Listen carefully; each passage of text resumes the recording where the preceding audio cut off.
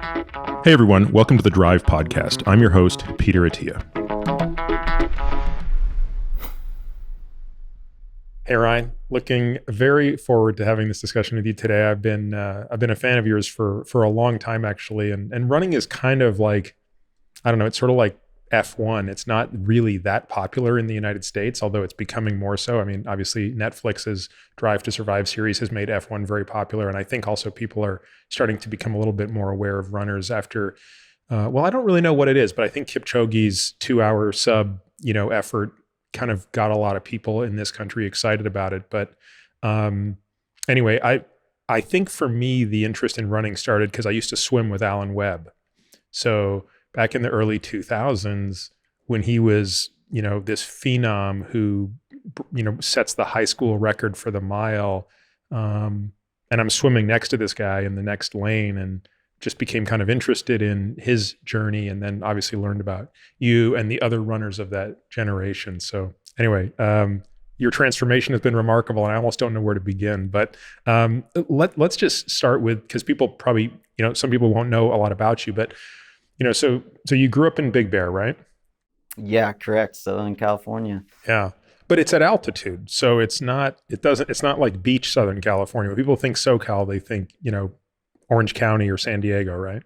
Yeah, I mean, Big Bear is a really cool place to grow up. I mean, we're like 2 hours from the beach, so it's one of the few places you can like both surf and snowboard or ski in the same day. So yeah, we grew up with snow. I lived like a mile away from Snow Summit, and it was just like, honestly, it's like the perfect place to grow up as a distance runner. Like when you look at the best guys in the world, they're oftentimes coming from Ethiopia and Kenya, places that are at 7,000 feet altitude. And that's exactly what I was at. And so kind of just found myself in like the perfect scenario for a distance runner. And even in the sense of being able to live high and train low. So when I was growing up in high school, my dad was my coach, started a cross country and track team just so I could run. There wasn't even one available at Big Bear High School.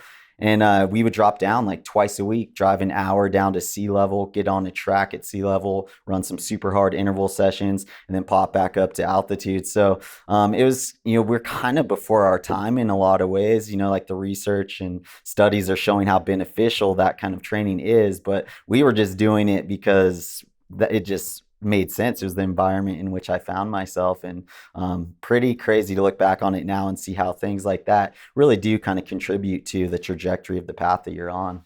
And I suspect there's something to being in that environment when you're young during the formative years of your cardiovascular system.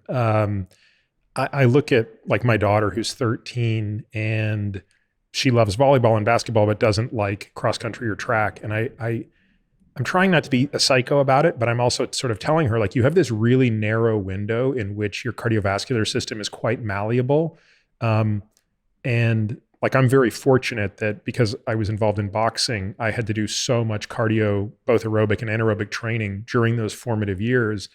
And even though I'm a fraction of that level of fitness today, I can still ride on, what I had then. But I feel like if you don't push that system hard in your teenage years, it's very hard to develop it later. I don't know if that's true, but that has been my impression. And then to take that one step further, which is what someone like you has been able to do, to have that altitude arbitrage is, I think, just unbelievable. Oh yeah. I mean, the effects of cardio at a young age definitely play on later in life. Like now, for example, like I really don't do much cardio at all. Like last year, I had 9 months where I was just focused on strength training, just trying to get as big and strong as I can. My weight went up from 167 to 192 over 9 months. And I was literally doing zero running, none. Like no other cardio, no biking, no swimming, nothing.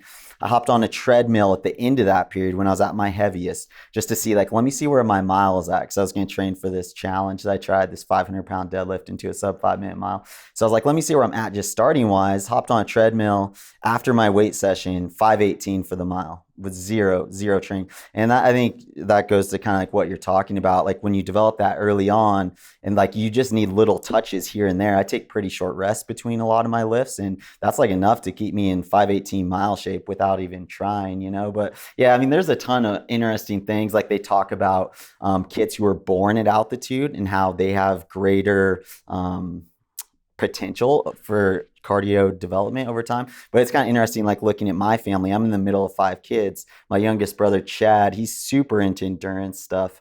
And he was born at altitude where I was born in Seattle, Washington. So How a old little how bit of old like, were you when you got to Big Bear?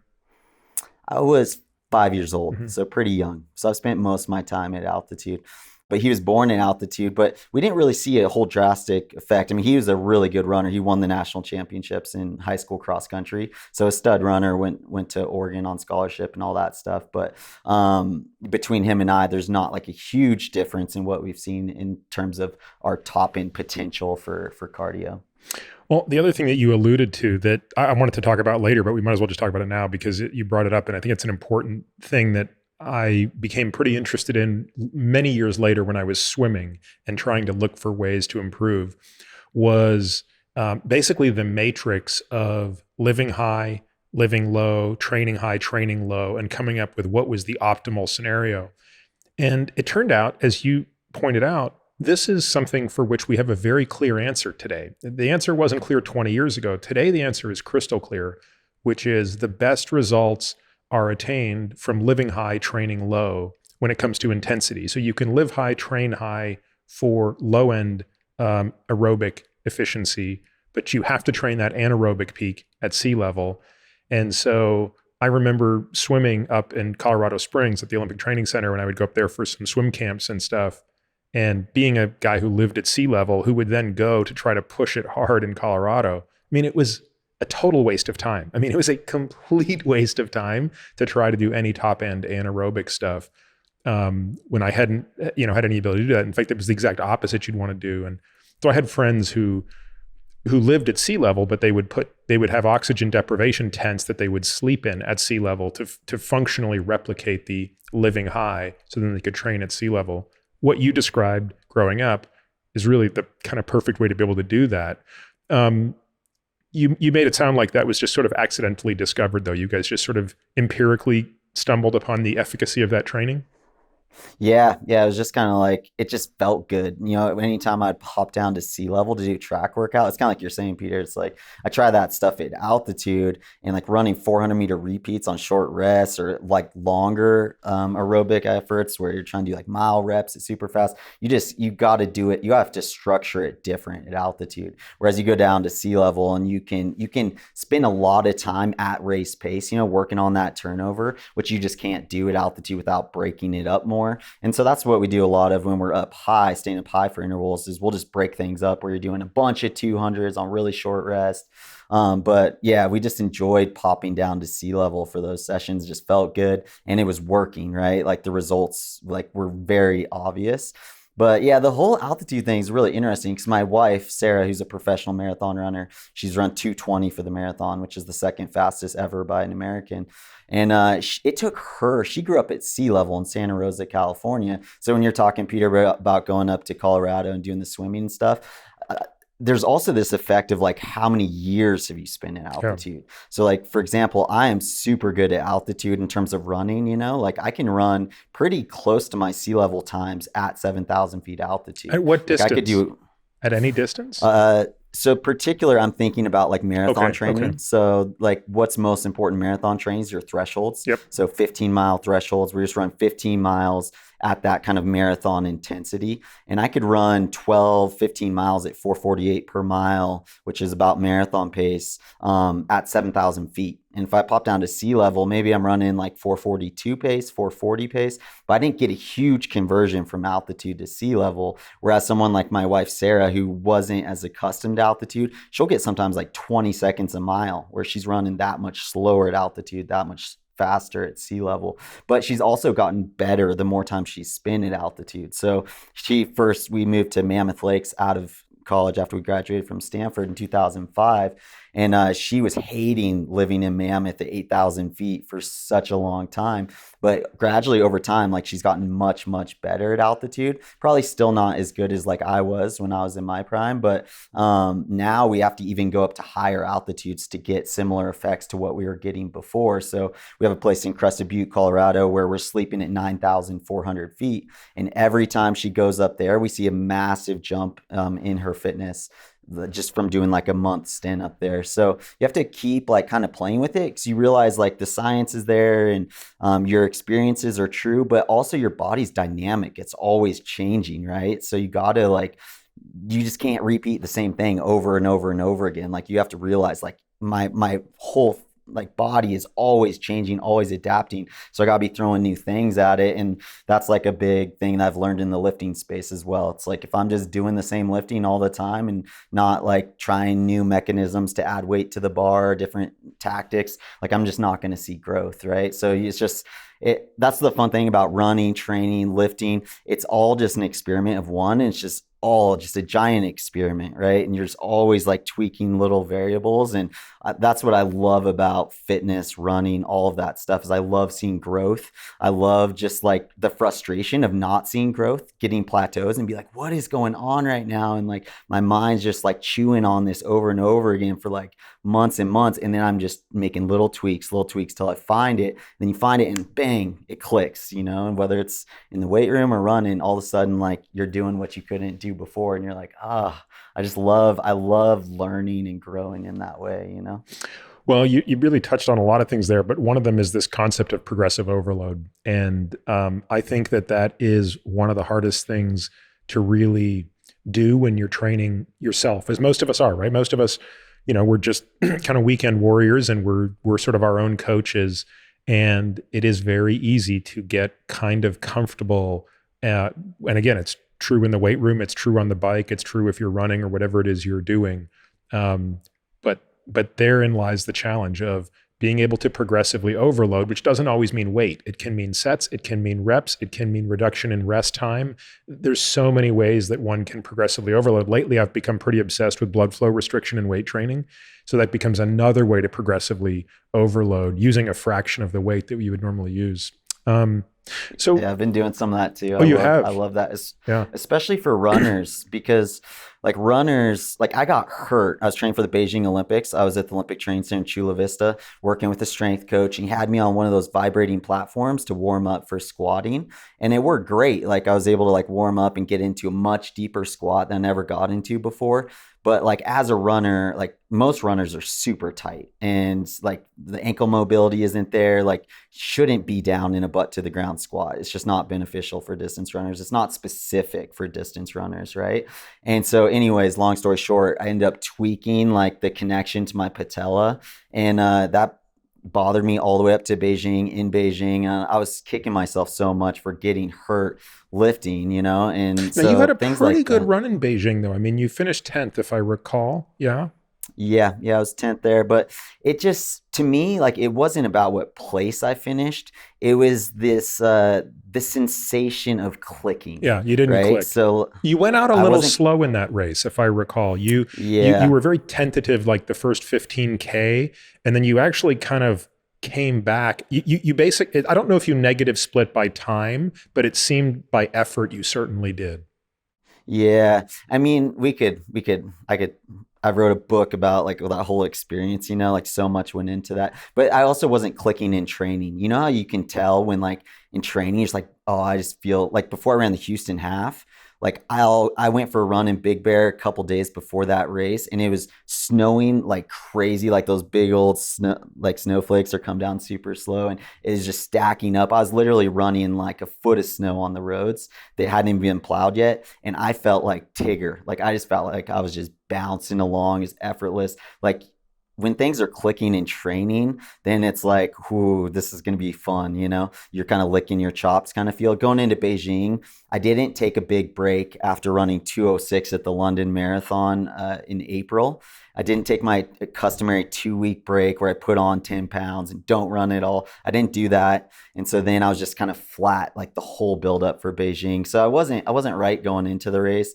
But then there's also this thing of you're talking to the scientists and we're doing like all this stuff at the Olympic Training Center where they're prepping us for the race, talking about how hot and humid it's going to be. And it was one of those big life learning experiences for me where the storyline is it's gonna be so hot and humid, it's gonna be slow, it's gonna be won in like 212, 211, right? And so we're just buying this story and we're just hearing this story over and over again. And I didn't do what I learned to do after that, which is like you got to be like the samurai. It's like you got to be ready for any situation that's gonna come, you know, and not expect anything. So like the saying is like expect nothing, be ready for anything. And I wasn't in that state of mind. I was like, all right, it's gonna be chill the first mile, and right from the gun, Sammy's just like gone. The guy who ended up winning the gold medal just took it out super hard, right? And it was like a mentally, I got hit in the chin with an uppercut, like right out of the gate, you know, because I wasn't ready for that scenario at all. So then you get back and you're in like 60th place and you're trying to win a medal, and you're like, you don't win a medal from 60th place. I mean, you can, but you have to really like coach yourself through some tough spots because you don't have momentum on your side. And a lot of like competing well in anything is getting excited while you're out there, right? Like you gotta be just building this like snowball of excitement as the race is playing out. And I was having the opposite experience of that, where I was like, I'm not where I want to be. I'm too far back. Can't even see the leaders. The helicopter's like way off in the distance, you know? And so I had to kind of coach myself through that. And actually how I did that was by encouraging other guys around me, which isn't a normal tactic that you do. But as I kind of like encouraged other people, it encouraged me that like I was like able to hold a conversation with people, and I just felt better from just like trying to actually help other people out. And it shifted what was happening inside my mind, inside my heart. And I was able to kind of find my own rhythm and start to work my way up in that race and finish 10th, which I wasn't stoked on at the time. Like I was, you know, trying to get a medal. But it's funny, the further removed you get from these things and the older you get, you appreciate it more, you know. And so I look back on it now, proud of the Was Meb performance. also, I mean, Meb got a silver, if I recall, in Athens in '04, right? Yeah, and then Was he there in he '08? did.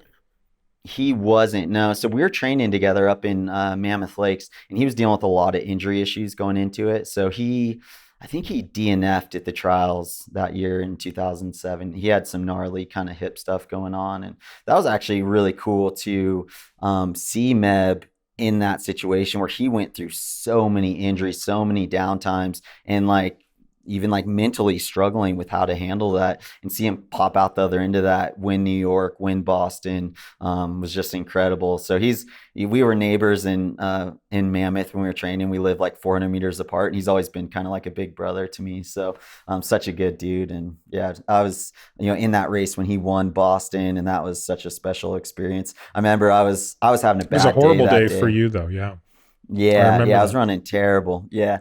But I just remember coming up over Heartbreak Hill, and you know, we don't know what's happening out there. I knew Meb was away, and I knew that like our group was pretty far back, and I knew he had a chance of winning it, but you don't know what's happening. So I was coming up over Heartbreak Hill, and I remember just yelling at the spectators on the side. I was like, "How is Meb doing when he came past here?" And they're like, "He was winning when he came past." And I knew if he got over Heartbreak Hill in the lead, he was going to win that thing. So It's yeah, funny. that was special.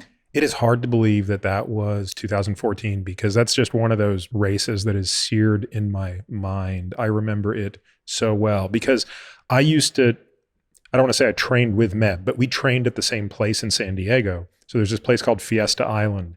It's perfectly flat, so that's where all the time trial races are. So 3 or 4 days a week, I would do my training on Fiesta Island. It's 7 kilometers and it's perfectly flat. And Meb would do his tempo runs there. And early on a Tuesday or Thursday morning, we'd be the only 2 guys out there, me on my bike, him running. And, you know, I think it's actually worth pointing out to people listening to this who aren't familiar with some of these times, just how fast you guys run.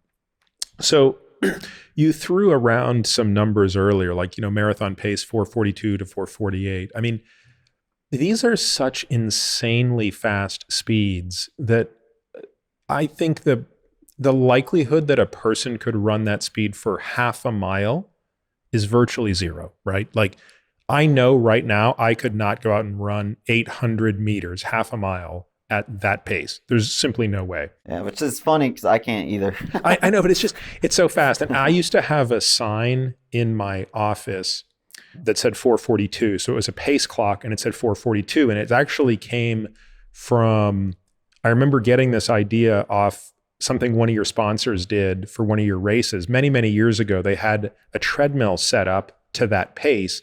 And the idea was they just had random people show up and they're like, how long can you hold the pace that he holds for a little over 2 hours? And so they'd put a harness around a person's waist and they'd make them run at 4:42. And these people were getting shot off the back of this treadmill after 30 seconds, 40 seconds. One person made it a minute, right? And the reason I had that sign up in my office was I was very circumspect / put off by the notion that people would say, hey, man, we're training for a marathon, not a sprint. This is a marathon, not a sprint. And I tried to make the point to people that, okay, but if you want to win a marathon, it feels like sprinting. So let's be clear. It's one thing to go out and run a marathon and take 6 hours to do it. It's another thing to go out and win a marathon. So if you're trying to win a marathon, you have to understand the pain that these guys are in. You have to understand what 4:42 means. It is insanity. And yes, for you, it is below your threshold, but your threshold is so high. So, looking at, Meb win that race and having seen him in the months leading up to that, and I'm on my bike and I'm seeing how fast he's running, doing his tempo repeats and stuff. It is really amazing. And I do think it's one of those things where I wish everybody could try to run at that pace and do the exercise that was done on that treadmill or something like that. Because otherwise, I think a lot of what we're going to talk about today is very hard to understand from a physiological standpoint. Yeah, I mean, if like people just go out to the track and just try and run 200 meters at like my half marathon pace is 4:33 per mile, right? So that's 34 seconds per 200. So if you just go out to the track and try and run a 34, it's pretty crazy because, guys when they're racing, they make it look so effortless, like Kipchoge when he's running sub 2, like it looks so slow. And it's 34 seconds per 200 is what he's running. And that is a very fast, like 200. But yeah, I mean, what you're talking about, Peter, is super important. Like distance runners are not slow. Like world-class marathoners, like I want the guy, now I'm coaching, I want the guy who can run 49 seconds for a 400. Like that's the kind of speed you have to have. Now you don't have to have that speed while you're doing marathon training, but you need to have had that speed before that, like as a kid growing up. That's why, like with kids, I'm like, get as fast as you can. Because if you want to be a world-class marathoner, I need 49 second speed, right? Like that's the kind of speed that Kipchoge has. And then that carries you on to be able to run a great mile, to be able to run a great 5K. Like it's all built off speed. Like that's what we work on with training. It's like, let me develop your 5K speed, your mile speed first, which is directly correlated to your sprint speed. Let me develop all that, and then we'll grow that into 10K speed. Then we'll grow that into half marathon speed, and then we'll grow that into marathon speed. But marathoners they have wheels, and we would have to train. In training, I'm doing 50-meter sprints twice a week in the middle of marathon training. 50-meter sprints, like little hill sprints. We're in the weight room. Like it's a power to weight ratio. Like so you gotta have power, and that's an area I've grown a ton in since I've retired from running. And as I look back at the weights I was doing, I just kind of like scratch my head. I'm like, oh, I wish I could go back and do things a little bit differently in the weight room, because I don't think I was using my time effectively there. But it's power is so important for distance runners of all. I mean, unless maybe if you're doing like super ultra stuff, maybe it's not quite as important. But for marathons, I think it matters everywhere. And I think I know that Meb was doing deadlifts as he was preparing for 2014. I mean, I talked to a guy who had overseen part of his strength training program, and one of the things he was really fixated on was his strength to weight ratio as measured by a deadlift. Yep. Hex bar deadlift, right? That's right. Hex bar deadlift with a high concentric and a dropped eccentric. So you pick it up, drop it, right? So the reason for that being the eccentric tears the muscle fibers. As you're tearing the muscle fibers, that's what's creating hypertrophy. We didn't want any hypertrophy. We just wanted the strength. So it was pick it up, drop it, pick it up, drop it. When Meb first started, if I recall, his strength to body weight ratio for a single rep max was 1.3. So pretty pathetic, right? If we can be honest, right? He could only deadlift 1.3 times his body weight. I believe going into Boston, he was able to get to 3-1. Maybe it was 2.7, but it was in that vicinity. And the logic for this was really just physics. when you run, you have to hit the ground with a toe, whether let's assume you're toe striking, not heel striking, but your foot has to hit the ground. The harder you hit the ground, the harder the ground hits you. The harder the ground hits you, the higher you go. The higher you go, the further your stride. And so they basically had calculated that for Meb to run the pace he wanted to run in Boston that year, he needed to add 4 inches to his stride. And to do that basically required taking his maximal force per unit body weight from something like 1.3 to 2.7. That was going to translate to 4 more inches of stride. So he didn't increase his stride rate, he just increased stride length, and that was done through strength. And I suspect that that's becoming more understood in running now, right? Because, there was a day when I suspect runners were told, don't lift weights, right? You want to be as skinny as possible. It's not about that type of strength. And I'm guessing that that's not at all how you coach your runners. No, yeah, we're super into strength training, and kind of like you're saying, like my understanding even has changed so much throughout the years. Where like I used to always think about your foot action hitting the ground. I always thought it as being like a tiger paw, and you're like pulling the ground. When really that's not what you're going for. You're going for, like you're saying, you're stomping the ground. You're putting force into the ground that's going to shoot you up and out, right? So like. And I never thought about that way. I was always just trying to like paw the ground. And so that's where you want to use your glutes too, right? Your glutes are your strongest, biggest muscle. And yet like so many runners, myself included, as a pro runner, I had very underdeveloped glutes. I would have been way faster, way better if my glute strength was better. Yeah, and your hamstrings were probably quite weak and probably incredibly tight. And right, yeah. And those insights came from sprinters, right? So if I believe Usain Bolt has the greatest force per unit mass ever measured on a force plate treadmill. So you've probably seen these treadmills where when you run on the treadmill and it tells you how much force you're putting into the ground. And I believe Usain Bolt is able to put 6 times his body weight into the ground with each foot strike. I mean, it's crazy to think how strong that is. Yeah, it's unreal. But yeah, I think for people who are listening, if you're a runner, like try that next time you go out, try like pushing through the ground rather than trying to paw the ground. And like how you contact the ground is so important. So a lot of people are rolling through the ground. It's very difficult to utilize those glutes and to really put force into the ground when you're rolling from your heel to your toe, right? So you gotta like contact the ground like mid-foot and just be like stomping the ground. But yeah, the weight training helps tremendously with that. So important for sprinters, and the hex bar deadlift, that's my favorite lift. Like if I was advising runners or when I am coaching runners, that's the first lift that they do on the day. It's the most important one and the one that we're always trying to increase the amount of load they're able to handle with that. Have you used this device called a G-Flight? So it's these 2 little red boxes that shine a laser beam between them, and they measure how high you can jump and your ground contact time. No, that sounds interesting. So it's super interesting. So it's become a part of my training now. And so the way it works is it's shining a little laser across the floor. So you lay these things down on the floor, and if you stand between them static and you jump and come down, it will tell you with incredible precision how high you've jumped, because it measures how long you're off the ground. And it's a simple way, and it's a simple physics formula to figure out how high you went. So that's really interesting. So one, you can use it for static vertical jump.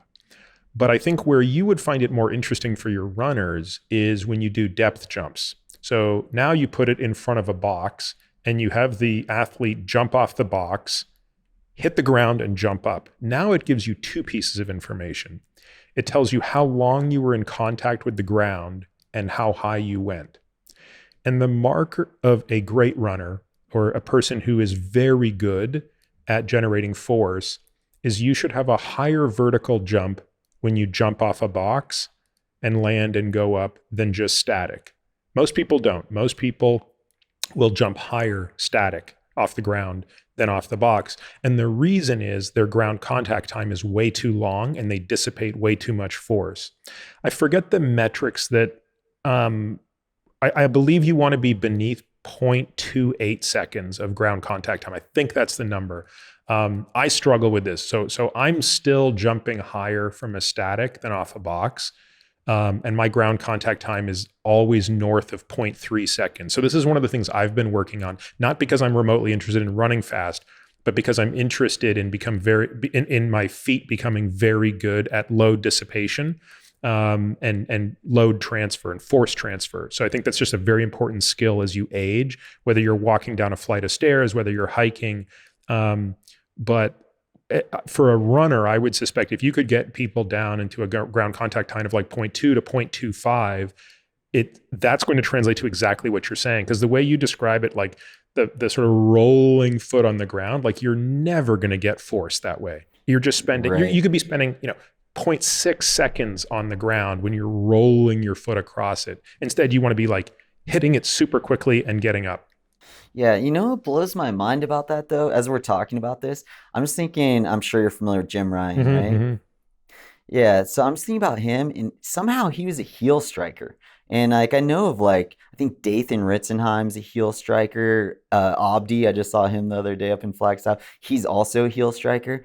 And like, how are these guys running so fast from heel striking? Like, is it a thing where like they could be much faster if they weren't heel striking? Or like, is there some kind of advantageousness to that that we're not aware of or seeing? I don't know. I'm super curious about that. I would put it in what you said earlier. It might be that a combination of there are just some people who really, adapt to a certain way of doing things.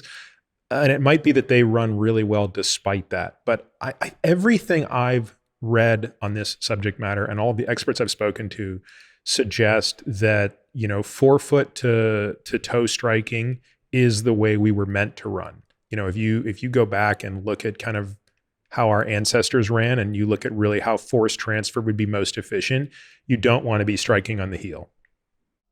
Yeah, yeah. I mean, that makes sense to me, but yeah, it's interesting to see people getting away with it. But I'm with you. I'm always interested in like not like what can you get away with, but what is optimal, right? Because I think it's easy to do that when you look at like how the Africans train. Like we've spent a lot of time training in Kenya and Ethiopia, and like they don't even go cool down. And these are the best runners in the world on the planet, and they don't go cool down. And I'm like, we learned to cool down in like middle school cross country and the importance of that, and you find yourself being like, well, maybe they got it right. Maybe we shouldn't be cooling down. But I always remind myself like, well, what is optimal? Like that's really what I'm after, not like what can you get away with. Yeah. So let's. I mean, I've gotten so off track. I wanted to kind of go through a bunch of other things, but like I just want to now geek out on all this other stuff. But I think just for folks to have a bit of a sense of your trajectory, because we've touched on so many things. I mean, we very quickly just in passing throughout there the Houston Marathon, where you became the first American to break an hour, and you still hold the American record for that, a record that may stand for some time.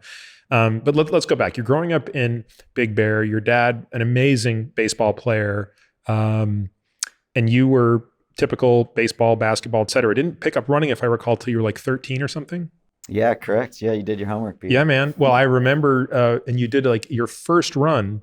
You just decided, Dad, I want to run around the lake. That's a 15-mile run. How much did that hurt? Oh, it was the pain train the whole time. Yeah, like there was no like magic to that run, right? It was like just suffering the whole time. I was in basketball shoes. I had no idea what I was doing. My legs just felt like they just got pounded into a million little pieces like halfway through it. So I mean, we had to stop multiple times. We stopped at a liquor store and got like a Sobe, is like a drink or whatever, and stopped and iced my legs. And really, like if my dad wasn't there, I probably wouldn't have made it around the lake. But that was such a learning experience for me now as a dad of four myself, being like, how do we respond to our kids and their crazy ideas? Like this was just some like crazy thing that I decided to do when I was 13, and yet look what it did. Like it totally changed the trajectory of my entire life. Like completely different now, and just some crazy idea. It'd been very easy for my dad to be like, you know what, let's just start with like a 2-mile run instead of starting with a 15-mile run, but that wouldn't have captured me in the same way. Like I needed a hook that was just going to be like, I'm forever changed. Like the trajectory of my life is never going to be the same. Like I needed something big like that. And I'm so glad that he didn't like try and gun down my ideas. Just like, all right, if that's what you want to do, let's go do it. I And can't it imagine was that ugly. pain, actually, because I had a very similar experience at a far smaller distance when I was maybe 12. And I just woke up one day and I was like, I want to go run 5 miles. I want to see how fast I can run 5 miles. And so I put on my crappy shoes and I went out and I ran 5 miles, and it hurt so much. It hurt so much. And the next day I was like, I'm going to do it again. And I went out and I did it again, and it hurt so much. And I went out and I did it the third day, and it hurt so much. And then something on the fourth day changed. And on the fourth day, I felt awesome. And then I just never stopped. I just started adding more distance from there. But when you think about how non-linear running is, like if I was feeling that pain at 5 miles, 5 miles is a quarter of 13 in terms of effort. So like, what was going through your mind at the 5 mile mark, at the 8 mile mark? What were you actually, were you thinking, I love this pain, I love proving to myself that I can do this? Or was a part of you thinking, why am I doing this?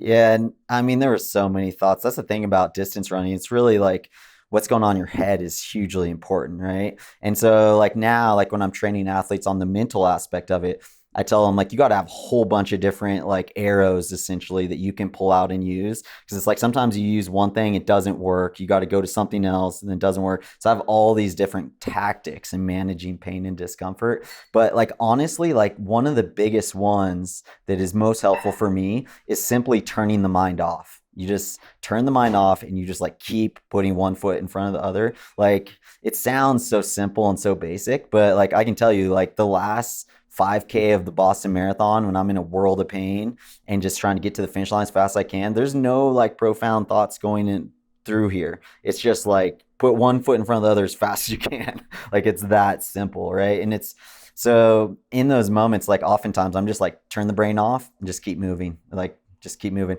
And a lot of it's just like too, like refusing to believe that you can't take one more step.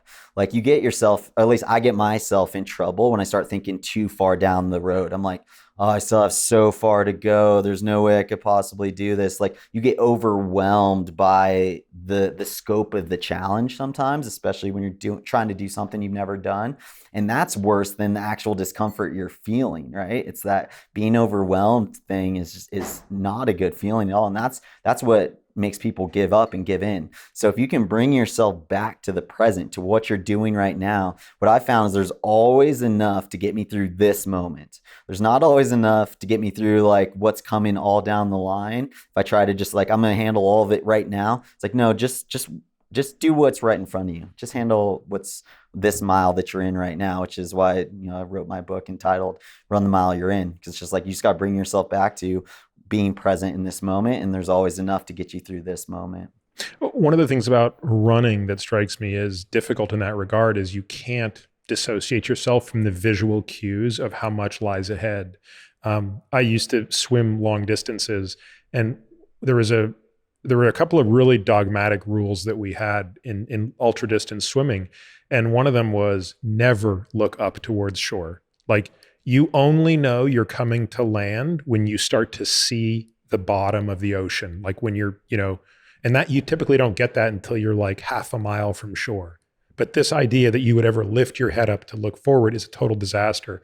And I got a really bad taste of that on a swim that I was doing. It was a training swim across Lake Tahoe. So this was not supposed to be a very difficult swim. This was a 12-mile swim, and that should have taken a little under 6 hours. But I didn't do my homework. I didn't hire a good boat captain, and he didn't understand the navigation. So to make a very long story short, we didn't go across the lake. We zigzagged across the lake. And when we hit this 5-hour mark, in my head, I'm thinking I should only be 2 miles from shore. So I look up at him and I say, how much further do we have? And he says, about 2 miles. And I say, or maybe 4 miles or something. I forget what the number was, but it made sense. Whatever he said made sense. And then I stupidly looked towards the shore and had a mental image of what it looked like. I couldn't see the trees or anything like that. I couldn't make out detail.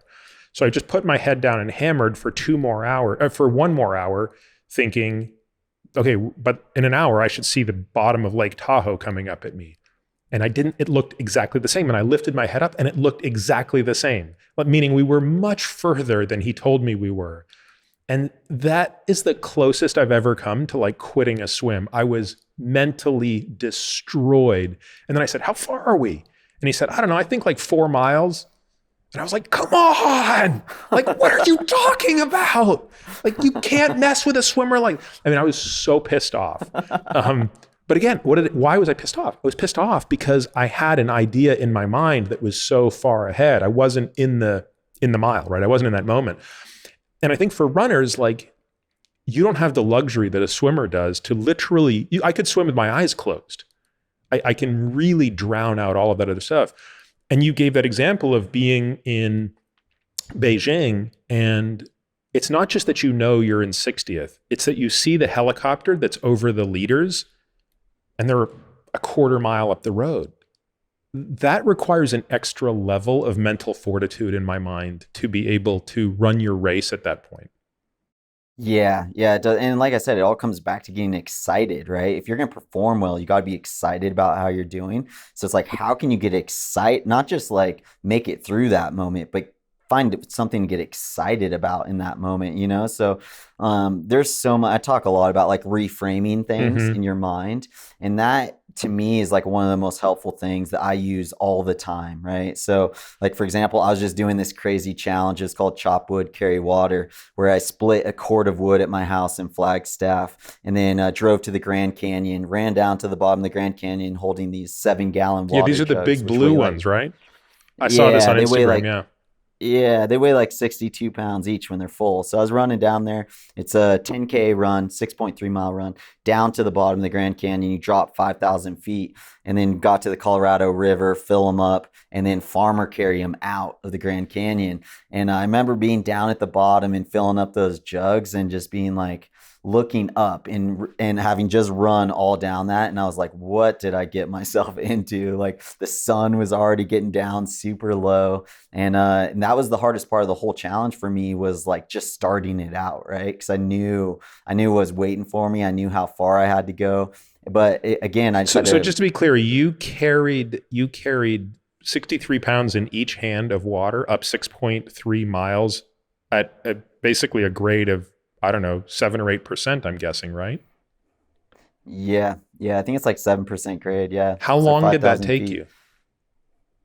6 hours. And Yeah, help me it was a long understand run. what your hands were doing. Were you using grip? Did you have like wraps around your hands or something? No, no, just handing it. I have good calluses on my hands from all the lifting I've been doing. But yeah, I mean my hands took a beating. But actually Wait, interesting, it did was you more did you ever have cardio to than it like was strength. did you ever have to stop and put them down? Oh yeah, yeah. Yeah, I can only carry them like 50 meters at a time. So it was a lot of carries, yeah. That is that is actually more insane than your deadlift 500 pounds, run a 5-minute mile attempt, which also was super impressive. But what this farmer's carry thing is ridiculous, actually. That's It was such a crazy experience, you know. But I was talking about reframing, and I had to reframe a lot in that, you know, because I was like, oh, I think it'll take me like 4 hours to carry these out, and our goal was to try to beat the sun. But like I said, the sun was already like, it was like 3, 4 o'clock when we got down to the bottom. So I was just like, found myself wanting to get frustrated about how this was going, how long this was going to take. I'm never going to get out of here. All those thoughts are going through my mind, you know? And I just had to like reframe it and come to peace with like what was happening out there and just accept it and then get excited about it, you know? Like I was looking at the moon is coming up, is so epic. Like it was dark. All my buddies are there cheering for me, giving me food and water and stuff. And it was just such a beautiful experience, but I had to reframe it to be able to see it that way, because how I was seeing it at the bottom of the canyon was like, oh man, this is gonna suck. What I get myself into? I don't know if I can get out of here. Like all those negative thoughts. But then as I was able to accept it and then reframe it, then I was able to embrace this really beautiful experience, and one that was life changing for me, that, you know, I'll never forget getting to the top of that canyon and putting those jugs down and how good it felt to like finish that thing, you know. But I had to kind of like change how I was thinking about the whole situation, which is what you have to do when you're in a race and it's not unfolding how you want it to unfold. Well, I can relate to that on a number of my swims where things didn't go well. But you're right. There's something about saying, I'm not going to quit. I'm going to put my head down and I'm going to do this. When you get to the other end, it's pretty remarkable. And had the ability to be, coaching people when they do swims.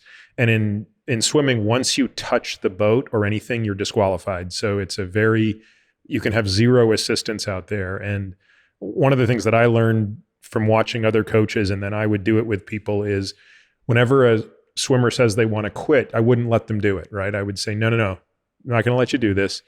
You got to give me another 10 minutes and then we'll talk again. And if they still want to quit, I say, I need another 10 minutes and then we talk. And then I make them do this 3 times. And part of it is just to show them that they can swim another 30 minutes. So if you can swim another 30 minutes, you could probably swim another 4 hours or whatever the amount is. But also you realize, like, and this sounds so cruel, but you also tell them, like, you make sure they understand that what they're doing is, you want to quit right now. Just to be clear, you're saying you want to quit doing this thing right now. Is that right? Yes. Okay. Well, if after 30 minutes, then fine, you can come on out. But I guess there's just no substitute for that feeling of when you finish. Although that literally strikes me as the hardest physical thing I could ever imagine doing. Because it's say more about what the cardio struggle of that was like. Like, what, are you kind of in a slow jog, trot? Like, what kind of pace were you moving at? Yeah, so like basically a fast walk, you want to make your legs and heart do as much of the work as possible, because just holding that much weight in your hand becomes an issue. But really, the reason why I'd say is even harder than running a marathon is when you're running a marathon, like my heart rate's usually around 167. I have a really low heart rate. What's your maximum heart rate? I don't know what it would be now. At that time, though, I couldn't get it over 200. It's probably like 195, 197. Like, I had a resting heart rate of 27 when I was at my fittest. Like, I've always just had a really low heart rate, but it gets super low. Now it's nowhere near that. But all that to say, like, usually the first 20 miles of a marathon, or maybe the first 17 miles, like, feels pretty good. You're conversational, you're floating along. Like, it's just fun, you're just enjoying the ride. And then, of course, like, it gets really hard and you got to grit down and bear it. Whereas this was just like, it was like I was doing interval training, because I was, right? Like, I'm going like 30-second carries, set it down, take as minimal rest as possible. And what would a typical rest be when you did that? 30 seconds on? Yeah, like 30 seconds off kind of thing. I would just go till I caught my breath and go again. And so it was like, I'm breathing super hard when I set it down, catch my breath just to where I'm breathing normally again, and then go again. So it's just like, I was breathing. If you listen to the video, which we're gonna have a whole video coming out here pretty soon, like, you'll hear me just breathing super hard like a truck, like the whole time. And it's like 6 hours straight of doing that. Was the most intense thing I've ever done before. Like, I'm not used to breathing that hard the whole time. So how much like, did you drink? More that. Do you have a sense of what volume you consumed of water and whatever? The amount of water and calories I was taking in was insane. I had my buddy was helping me. I had a lot of buddies helping me, but one guy was just in charge of doing my food and water. After every third carry, I'm taking in water, and then I'm taking in sugar. Like, I was eating gummy worms like a maniac. I probably took in like 3,000 calories coming up from the canyon, because I was just burning so much, because I'm like 183 pounds plus carrying 124 pounds of water weight, and you're going up 5,000 feet. So my body was just like, my metabolism was unreal. But that was a big part about being, and why I wanted to do this. So check this out. Like, the biggest, to me, the most important part of training, whether it's run training or weightlifting training, is consistency. And it blows my mind what my body's capable of doing and my athletes are capable of doing when you're just consistent. So when I was training for this, I never did longer. Well, twice I did longer, but for the most part, I did 20-minute carries every other day. So that was all the training I did, 20 minutes. 20 minutes, right? With basically the same weight, 65 pounds in each hand. And you would do the same thing, 30 seconds on, 30 seconds off, 30 seconds on, 30 seconds off for 20 minutes. Yep. And then off of that, I was able to do a 6-hour carry out of the canyon. And did you do that at elevation? I'm sorry, at grade as well? Not on flats? No, just flat. Which, like, I could have trained for it better. But like I'm a full-time dad. I got my lifting that I'm into. I coach my wife. I have an online training business, run free training. So I have a ton of stuff going on. I don't have time to go do like hour water carries. But plus it's easy to be consistent when it's 20 minutes, right? Like I can't find an excuse and be like, oh, I don't have 20 minutes. Like I would get home late at night and put on the headlamp, and if I hadn't done my carry, go do my carry, because 20 minutes is nothing, right? I can be consistent with that. Whereas if I'm trying to be like, okay, every other day I'm gonna do an hour, nope, I'm not gonna be able to stick to that, you know? So I think a big part about being successful in running fitness is like just make the bar low, make it easy to be consistent, right? So yeah, I did all of that off 20-minute carries, but I knew what is super important in doing any kind of ultra stuff is fueling, right? So I knew, I was like, if I take in enough calories and I stay hydrated, I'm gonna be okay. I can get through anything, right? But how much did you need to experiment with that? Because that was something I experimented with a lot in my own very, very, very modest forms of endurance training, was learning the fuel and making dumb mistakes sometimes. Like I did this one training swim many years ago, and it was like kind of your penultimate, like it was the longest training swim I would do before the actual swim. So it was like a 24-mile swim. So I did an 18-mile was the last training swim. And someone had told me, hey, a really good way to avoid getting the runs is to take, like, I forget what it is. Like, what's the anti-diet? Imodium. Yeah, exactly. It was Imodium. And I was like, well, it's funny. I've never had the runs when swimming, but I'd hate to get it. I should see what happens if I take Imodium before this swim. So sure enough, and of course, like an idiot, I don't just take the recommended dose, I take 2x the recommended dose. And so I'm out there, and I think at that time, my regimen was 200 ml of fluid every 20 minutes. So 600 ml an hour of fluid multiplied by, I think that turned into maybe an 8-hour swim. And the last 4 miles, I thought I was going to die. Like I was so bloated. And it didn't really occur to me why, because it was like, 8 hours earlier that I had taken the Imodium, right? Like I had never put 2 and 2 together that this was the problem. So we started in La Jolla, swam up to like, I don't know, Solana Beach, and then swam back down. And when we get back to shore and my friend who is guiding me pulls the kayak on the beach, and I pick up the kayak to carry it with him. So I'm in the front of the kayak, he's in the back, we're carrying it on the beach. It's like this beautiful day in La Jolla. Families are playing everywhere. This kid had dug a big hole in the ground next to his sandcastle. And as we walked by it, I just went, "Wah!" And I just puked, like literally, it looked like 8 liters of whatever it was I was drinking, like Hammer Strength, something or other, like into this hole.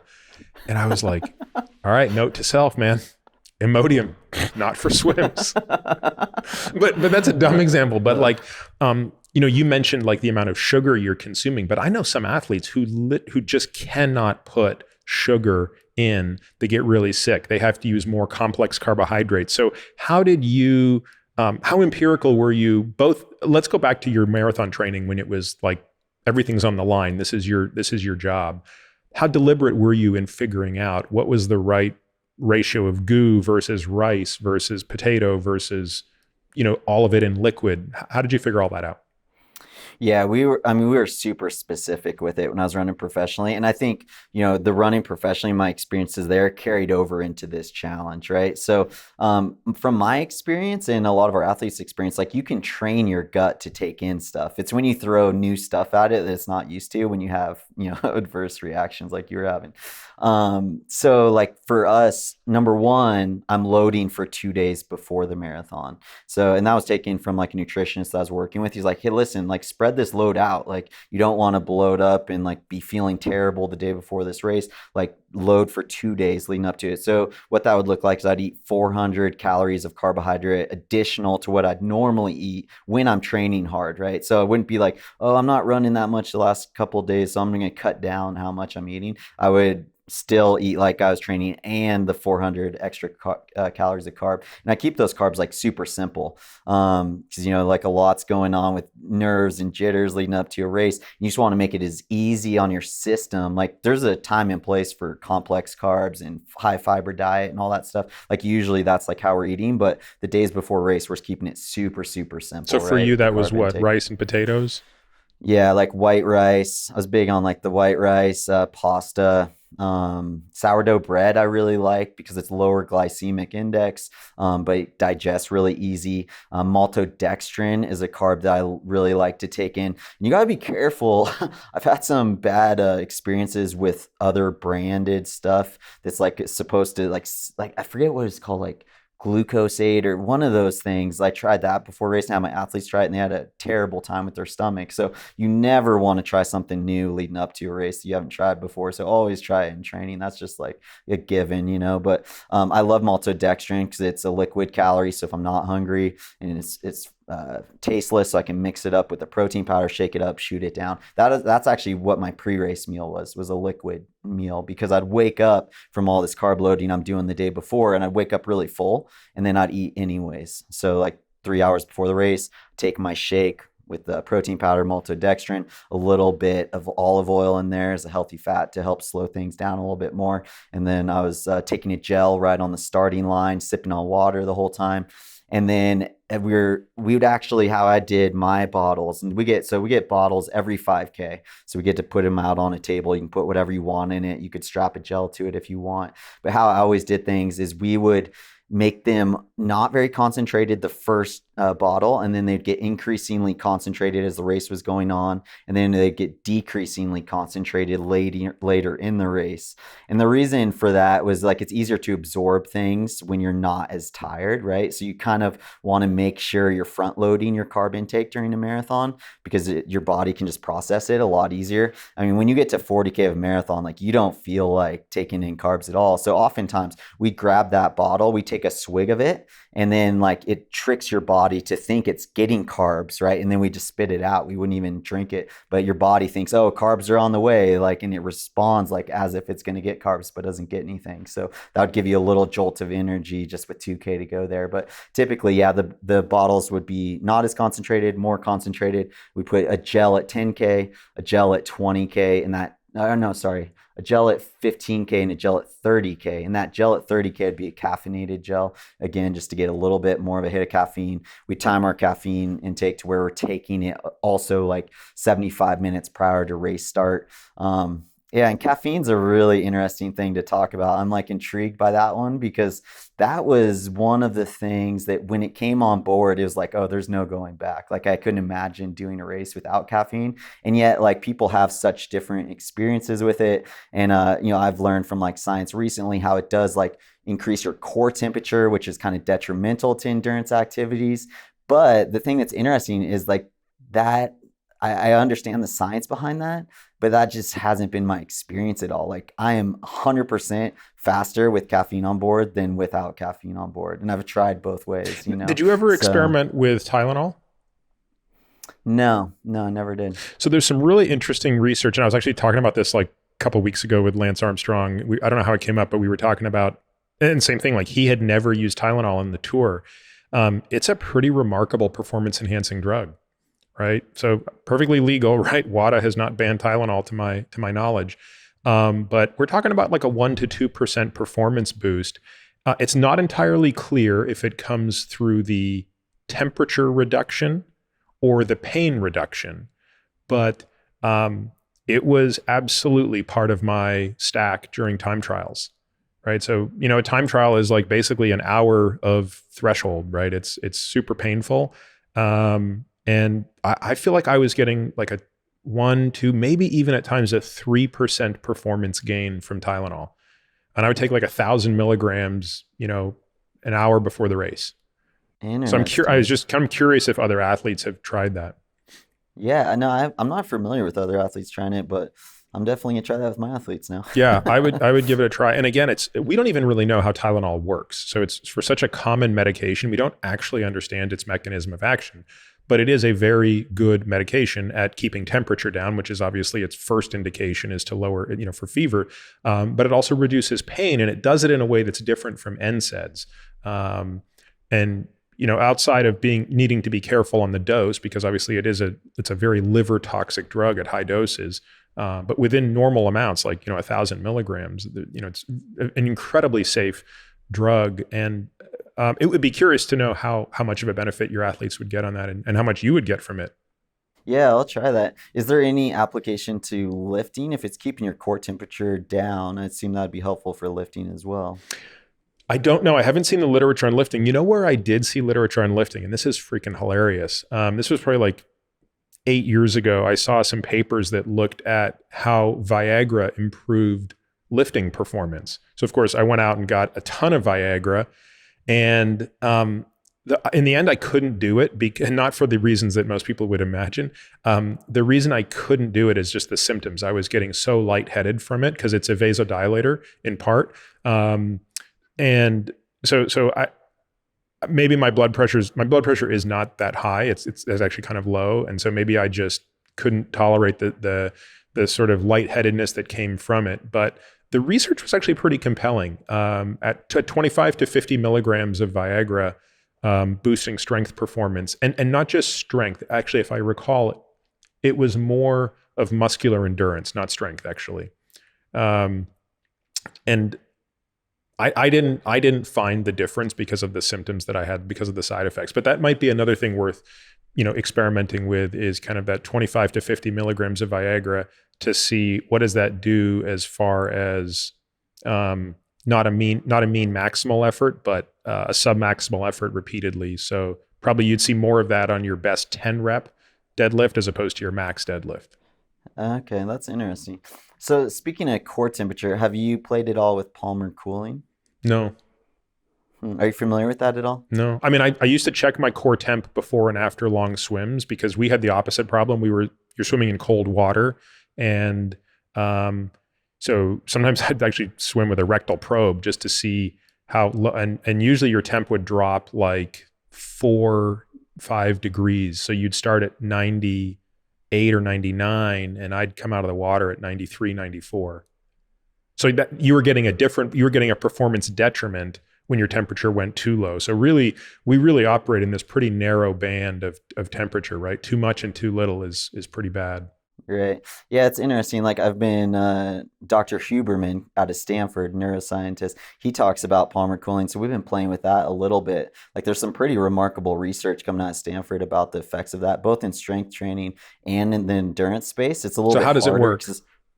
So the best ways to dump heat, core temp, through your body is through your face, your upper face where there's no hair, and then also through your hands and the bottom of your feet. So they developed like this glove, and they've had this for years. Like this was there at Stanford when we were Oh, coming yeah, out. yeah, no, And you put your hands in this glove, and you dump heat. And the thing is, you don't want it too cold, right? So you don't want it like icy cold, just cool, so that it doesn't dilate, yeah, yeah, vasodilation. or You want constrict, yeah, the yeah.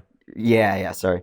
And so then you're dumping all your heat out, brings your core temp down, and then you're good to go after that. So we've been playing a little bit with that, with like holding cold packs in your hands, and in between lifts, like holding cold things or putting your hands in cool water, dumping your temp. And that's kind of like one thing that we're playing with a little bit more, but it makes a lot of sense to me. It's like why humans can do these persistence hunts, where they go and chase down animals. It's because the animal like overheats. It's not as good at dumping temperature, whereas like humans are better at regulating temperature. So if you can keep your temperature in that kind of optimal range, in theory, it should like increase your endurance as well. So yeah, there's always like, I love like exploring this stuff and trying new tactics out like that. So when you mention this now, I do recall I have experimented with this, with what's called a cooling helmet.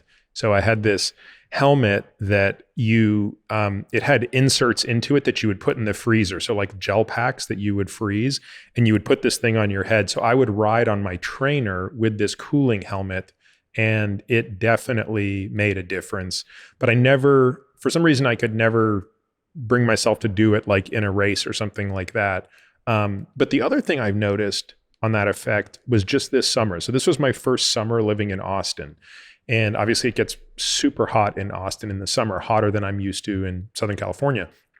And when I drive a race car, I've never used any form of cooling device before. So I always just drive like, you got a fire suit on, so you have Nomex suit on, you got a race suit on. And especially when you drive a closed cockpit car, so not a formula car, you're not getting the wind as you're driving. And of course, these cars are hot as hell because, these are race cars. There's no air conditioning and you've got all this engine heat coming at you. So you really get hot. And I've always just sort of suffered through this, even though so many people I know say, invest in a cooling vest. So you have these vests that run ice water around your torso. And I was like, I don't need that. I don't need that. I don't need that. I got this. And then so finally one day my friend was like, dude, just try it. I mean, game changer, total game changer to drive a racing car with a cooling vest on under hot conditions. So tell me more about this cooling vest, because we play with these things as well. I have kind of like the archaic ones that it's like you fill it up, it turns into gel, and then you freeze it, and it's just like it slowly like gets back to temperature. But do you actually like plug them in? Yeah, this would not be great for a runner because it would be too heavy. But so it's a shirt actually, and it has really really fine like whatever little cables running up and down it, and it has a little box that runs cold water through you, up and down, up and down, up and down. And in the car, it's easy. You have a power unit. You're running it out of the car. So it did occur to me, like, is there a way, like, if let's say the thing weighs an extra 6 pounds, like what would be the cost trade-off if you were on a bike with one of these things? Like, could one of these things be engineered to only add like maybe 4 or 5 pounds, which would of course be detrimental on the bike, but would it offset by the performance gain you'd have? But obviously in a car, it's an enormous performance booster, especially in closed cockpit cars. In formula cars, it's not as big a deal because you don't get as hot. You're getting so much air blown on you. But yeah, it blew my mind what a difference that the temperature would make in terms of performance and everything. Like even like that night when you're done, the difference between the day you use it and the day you don't is the difference between feeling like you're going to die and feeling like, yeah, I'm tired, but I'm okay. Yeah, and I bet you're like mentally in a lot better place too, right? It's like when you're all super hot or super cold, like it's so easy to go mental really quick. So I bet it helps a ton for you, like your focus For as well. sure. It's and even little silly things like just like you're perspiring less. And even though you wear like a head sock, a balaclava, like, anytime sweat is getting in your eyes, it's super annoying. You want to keep your hands on the steering wheel. So it's anything that they can get around that. But so how do you implement that in a runner then? Like, obviously I can see how in strength training you can use that, but if you're training a guy to run a marathon, how can you incorporate any of these cooling things into the actual race? Yeah, so I think part of it is like, especially for guys who train in hot and humid places, is just having it available beforehand, right? So at least like after you do your warm up, you do your drills and strides, you're getting your core temperature back down by doing some heat dumping with your hands, and then if you're doing training such as interval training, you can get it in between sets. So I'll have like a bucket of cold water at the track, and just between sets, go put your hands in there, dump a bunch of heat, and then back at it. And it definitely, like, I feel like it makes a big difference. I feel like it's super helpful. But in terms of like applying it while you're actually running, that's where you got to get more creative. So we've done things with like these packs that you break, those instant cold packs, break those open and just hold them. And you only have to do it for like, I think like 2 minutes is kind of ideal to hold them for that long, which is kind of a long time. That's kind of a hindrance. But if it's worth the trade and you're getting the performance benefit from it, then it's, maybe worth it. But yeah, like I'm curious. I haven't tried the gloves that they have at Stanford that they use on the football team and a lot of the athletic programs. But again, like you can't like, stop your run in the middle of a race and put your hands in some cold glove. But who knows like what the application could be. It just requires somebody to get creative with it, and figure out a way to make it more applicable to running. Like when you're mentioning like the biking, I was like, oh, it'd be cool if they could make like somehow the handles be colder, put some kind of technology in there. So then you're getting polymer cooling while your hands are on the handles, like things like that. If they could find a way to do it in a lightweight way, it could be like really powerful, Yeah, that's actually a great idea if it could be done, again, really light. Because these days, most bikes are Most bikes are coming in at below the UCI limit of whatever it is now, 14.9 pounds. So most cyclists actually have to add ballast to their bikes. In the Tour de France, like most cyclists are actually adding weight to their bikes to get them up to legal weight. So yeah, there's definitely a bit of room to play with there. I don't know how much, but that would be pretty cool. So speaking of Stanford, that's where you go to college, right? I assume you were recruited very heavily to every top running powerhouse program there was, right? Yeah, yeah, which was cool because I was in the middle of five kids growing up, and my dad was a teacher, my mom's a stay-at-home mom, so we were always like, pinching pennies. So I knew like part of running for me is like if I'm gonna go to a good college, like I'm gonna have to earn my way there, kind of thing.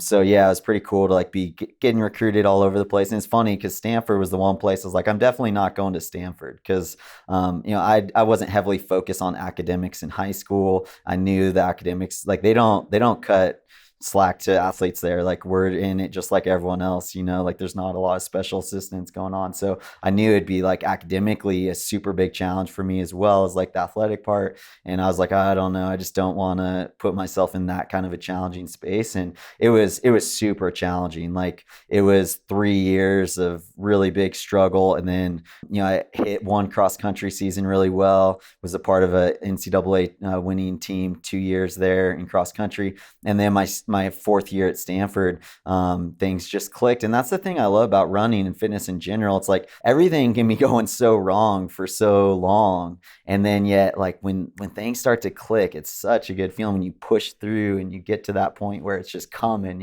the weight's coming off the ground easy. And it's such a cool feeling. That was the sensation I had during that fourth year. Me and my teammate Ian Dobson went 1-2 in track. And at that point, like I was having a very lackluster career at Stanford. I'd never even been to NCAA championships in track. But again, in running, it doesn't matter, right? It's just you and the clock and the other guys out there. And everything was clicking. We went 1-2 NCs, and all of a sudden it was like deals are coming in, and I had the opportunity to run professionally. And same for my wife, Sarah. And I was planning on coming back for a fifth year, but because things clicked so well that year, I'd seen some of my other teammates come through Stanford, have a really good fourth year, and then not do well their fifth year and then have no contract, Did right? you So it's like redshirt a your very first much a year? timing thing. Yeah, I redshirted my freshman year. Like I said, I was on the struggle bus. I was hurt. I was injured. I was sick. I'd get poison oak every winter. Like it was like the perfect combination of everything going wrong. I was struggling academically. I was struggling with depression. I actually left Stanford for a quarter my sophomore year. Wasn't sure if I was going to go back. And, I thought in that situation, that I could change what was going on inside of my head and heart by changing my location. So I was like, I'm gonna go back home, the last place everything was clicking for me and everything was working. I was sick of the struggle. And I went back home and got even more depressed. And I was like, well, that was stupid. Like go back to where I knew I was supposed to be, and that was Stanford. So went back there, and then things gradually started to get better. And but yeah, I had my struggles at Stanford. Like it was a beautiful place to go to school. Loved the people, the environment. I still like to go back and visit there, but it was for the most part like a big struggle in all areas, athletically, academically. And so yeah, but again, I hit it that fourth year, and then the doors came open to run professionally, and left the farm after that. What do you think changed and clicked? Like what do you think you were struggling with from a running perspective? Because I think in high school you ran a 4:02 mile, which I know you wanted to break that 4-minute barrier, which is pretty rarefied air. Isn't Jim Ryan and Alan Webb the only two to do that, or has someone else now broken 4 minutes for the mile in high school? So yeah, at the time when I was running, there was only four guys who had done it. So yeah, Jim Ryan, two other guys, blanking on their name, and then Alan. And I was the same year you mentioned swimming with Alan. I love Alan, like good friends with him, such a good dude. But yeah, I remember watching him run 3:53 at pre, and it was just like my head exploded. It was like, I can't believe I just saw that. That was just No, like that was out of this that was world. unbelievable, right? Like that. Yeah, Yeah. And then he went to yeah. Michigan and struggled, right? I mean, it wasn't. Yeah, yeah. Yep, he struggled his sophomore year. Yeah, him and I like have a lot of parallels. Even like the year that we both hit it big, 2007. He set the AR in the mile. I set the AR in the half, and we were like crossing paths all the time too. Like I was his roommate over in Europe in 2006 when we were over there racing that summer. We were both struggling for various reasons, you know. But we both like have very high highs and very low lows. Alan and I are pretty similar that way, you know. But he's definitely like one of the most talented runners I've ever seen. Like the amount of talent that guy has, he has such a good work ethic that sometimes it comes back to bite him. Like we'd be on the track in Europe, and he does his run, and then he's doing like hurdle drills and plyos and all this stuff for like hours afterwards, and we're all like have left and we're showered up and eating, and he's like still out there grinding, right? So he just like would be so intensely focused that you know, when it was clicking it was great, but I think sometimes he kind of overcooked himself a little bit. But man, such an immense talent, and it was so cool to get to see him have his moment, you know, running 3:46 for the mile. He was insane that year. He was just on fire. He's just untouchable. If the Olympics would have been that year, he'd been a gold medalist, like without a doubt. Do you remember his Olympic trials in '04 in Sacramento when he just ran away from the field? Like you know, that's again just one of those moments I remember, because that was actually the summer that I think '03 and '04 were the summers that I saw him the most at the pool. And like, you wouldn't believe that was a 1500 in terms of the margin of victory he had over those guys, right? Like that looked like a 5,000 or a 10K in terms of how far ahead he was of everybody else. Yeah, I mean, he was so dominant when he was on. Like people weren't beating him. He was impossible to beat. So he was fun to watch in his prime. So what do you think changed in your senior year? Oh yeah, yeah, we were talking about that. Huh? I know I keep distracting you. I'm doing a horrible job here today. I keep taking us on these tangents, and yeah, this is more of a dinner conversation than a podcast. But yeah, no, I like it. I like it. So funny thing is, I'm always very concerned with the nuts and bolts of training, what I'm doing, right? That's always my focus as an athlete. And yet the lesson that I've had to learn from the time I've gotten into sports since a kid until now at 39 is like, it's way more important how I do what I'm doing, meaning like my heart condition, what's going on in my head, than what I'm actually doing. So like, for example, like my tendency is to try to prove myself in training to myself. Like I'm not really trying to prove myself to anyone else. I just want to know I'm fit. I'm ready to go. Right. So oftentimes I'll come to these workouts and I'm racing them. It's like, I'm going head down, like all out, like everything I have inside me. Oftentimes I'm going harder in training than I'm going in racing. Right.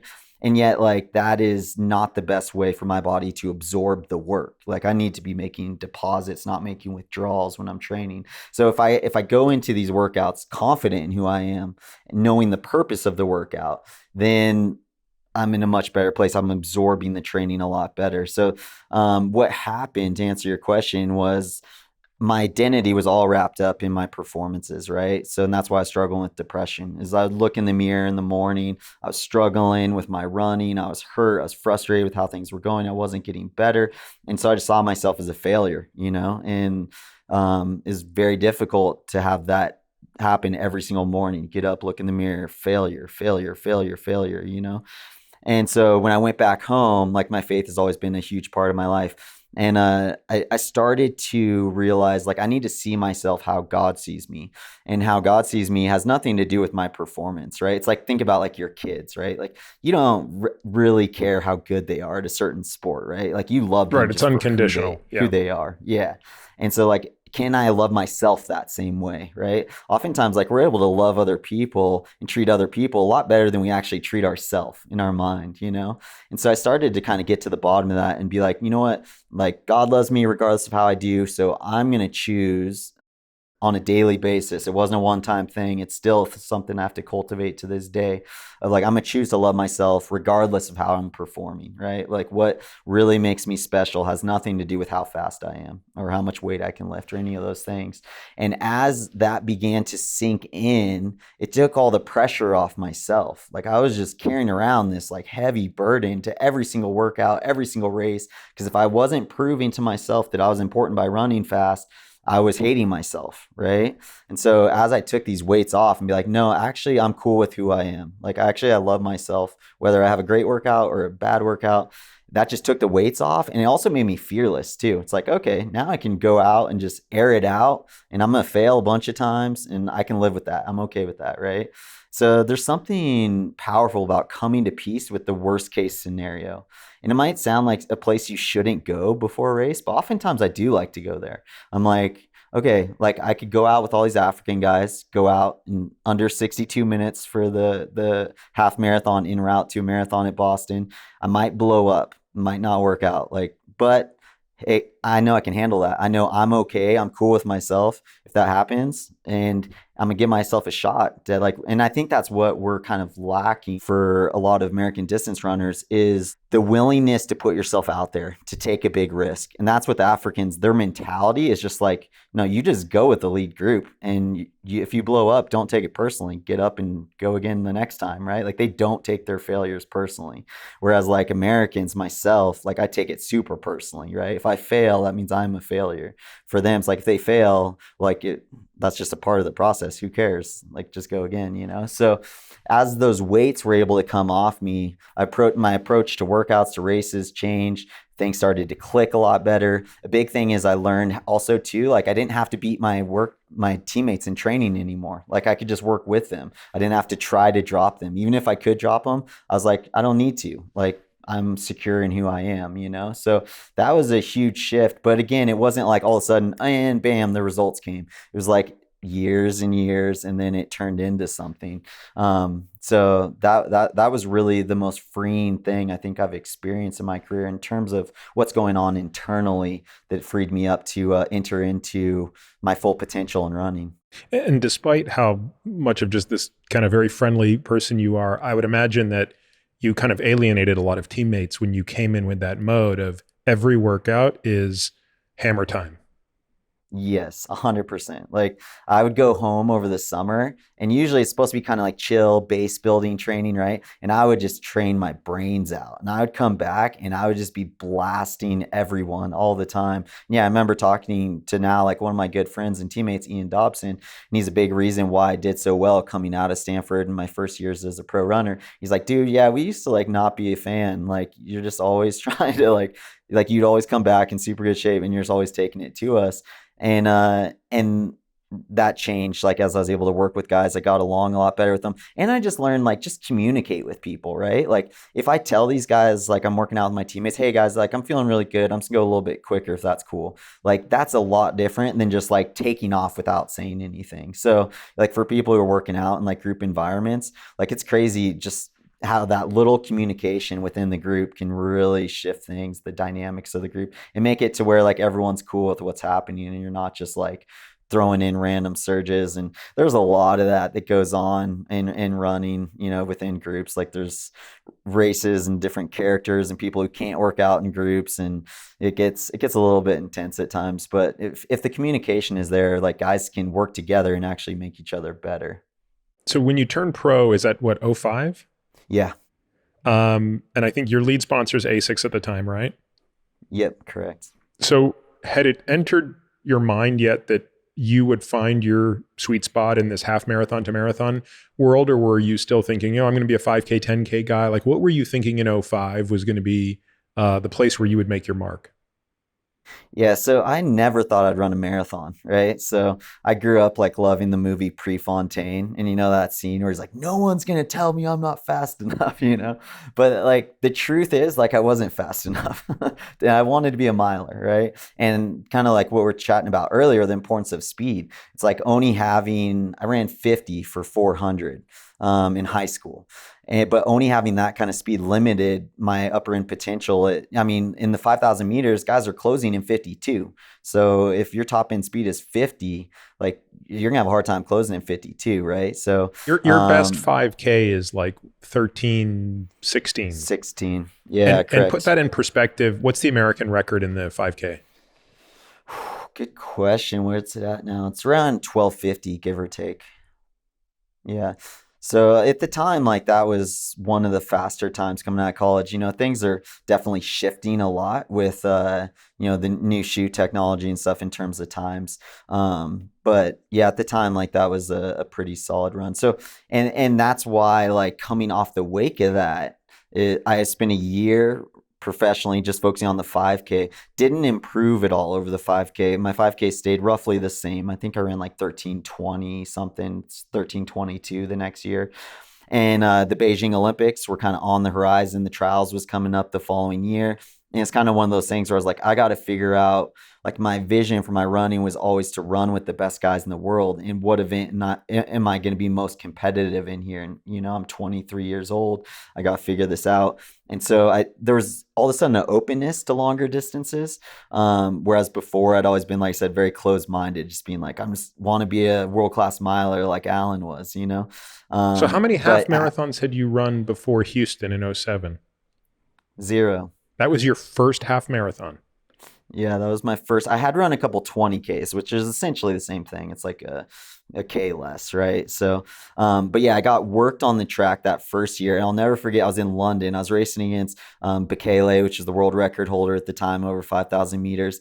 And I remember I was coming down the back stretch of the track, and I was watching on the Jumbotron Bekele and Craig Mottram, an Australian guy, finishing in this kicking duel. And I was like nowhere even close to him, right? And it was kind of like one of those moments of being like, yeah, this isn't my best event, like a moment of realization. So then that openness allowed me to start experimenting with longer stuff. So I went home that summer, started training for some longer distance stuff, did the World 20K Championships, the US National 20K Champs, and it was clicking pretty well. And then I got into marathon training over the late fall / winter. And Houston was just supposed to be like a check-in along the way. Let's see how this marathon training is going. I was planning on debuting at the Los Angeles Marathon because there weren't like a lot of offers out on the table, having not really run a lot of longer distance races. So take me back to this race in Houston, because I think I missed somewhere in there that was actually your first half marathon, because obviously the result of that race is so out of this world that it's easy to miss that little detail. So it's the beginning of 2007, year before, year and a half before the Olympics.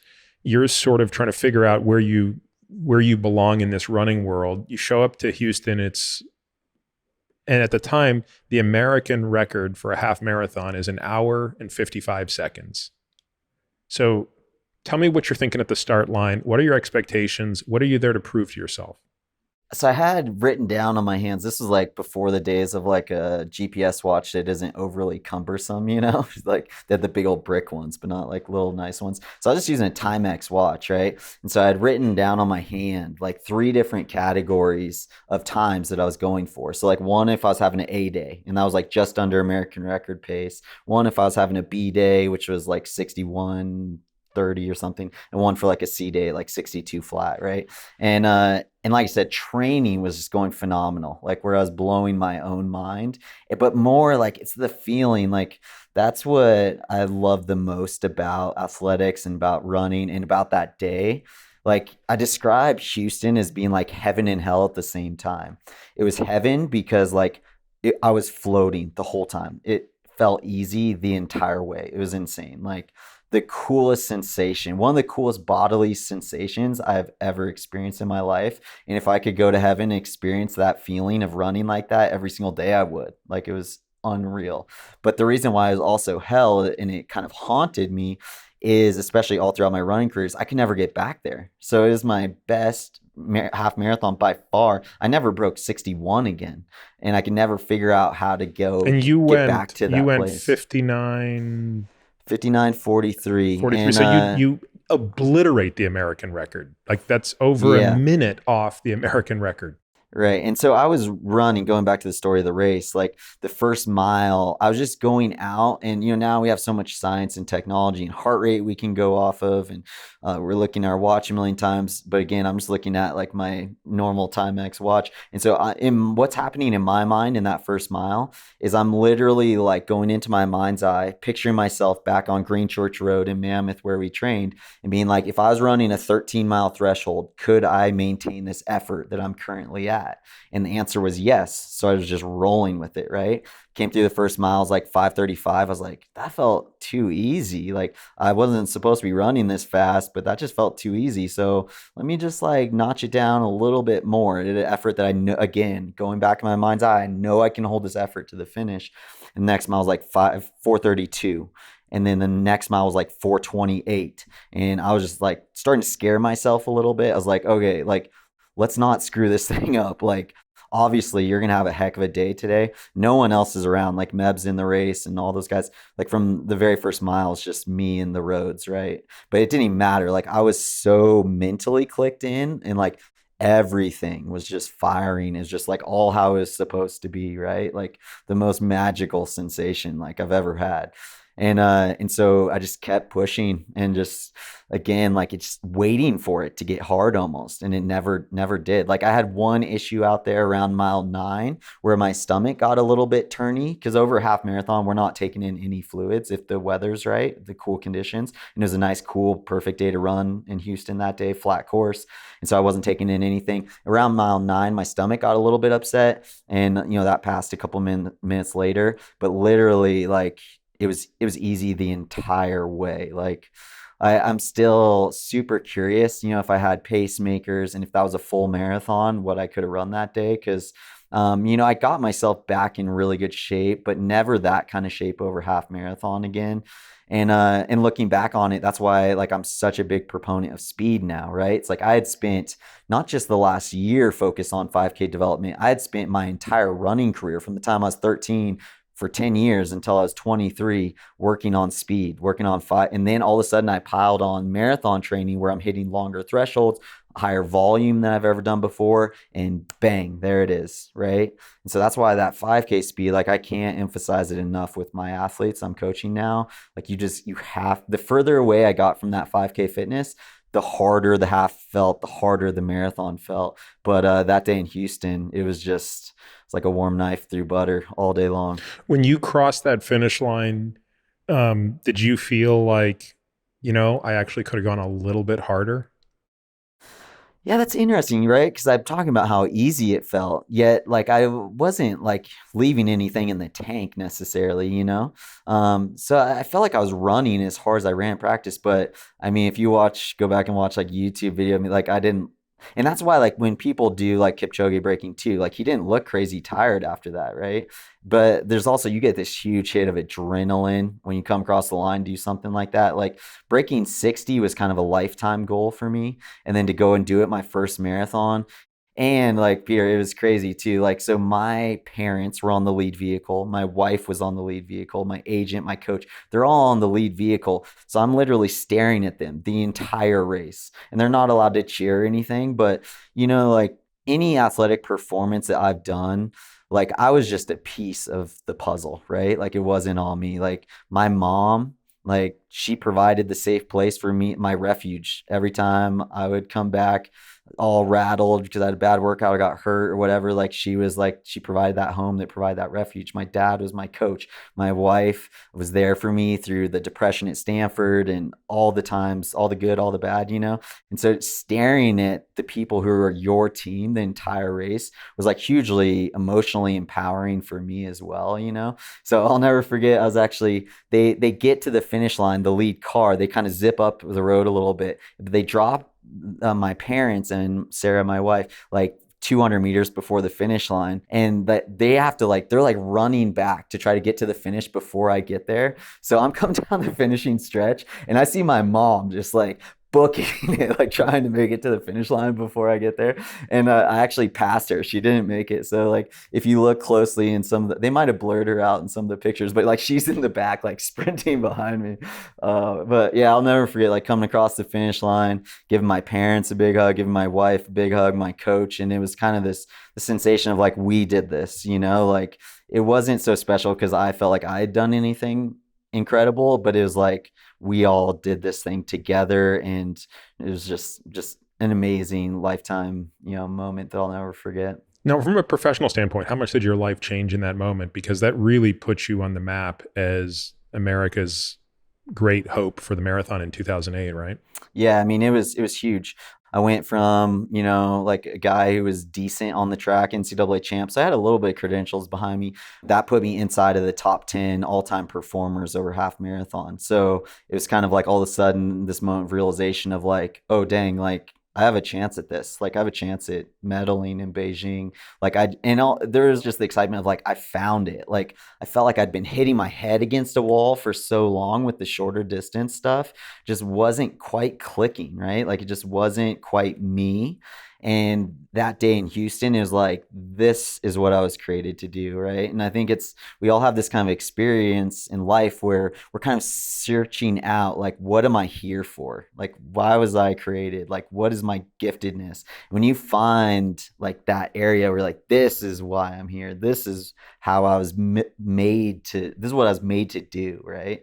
It's kind of that moment of like, whoa, like this is it. This is my thing, and it did like create a little bit more of heighten my own expectations, like after that, like I never showed up in another race thinking I couldn't win or not having high expectations for the race, so that was maybe a little bit of a harder thing for me to manage. But it was just more than anything, just a cool moment of like realizing like now I'm in the club, with the best guys in the world. I think you said it really well, right? Which is this was heaven, this was hell, and the hell part of that is something that I've always observed great athletes with just a tincture of sadness too, because the stage on which you compete is the most brutal stage because it's the one for which you have the shortest half-life, right? So, when you say like, this is what I was meant to do, on the one hand, most of us can not even relate to what you're talking about, right? Like I can't relate to being the best in the world at anything.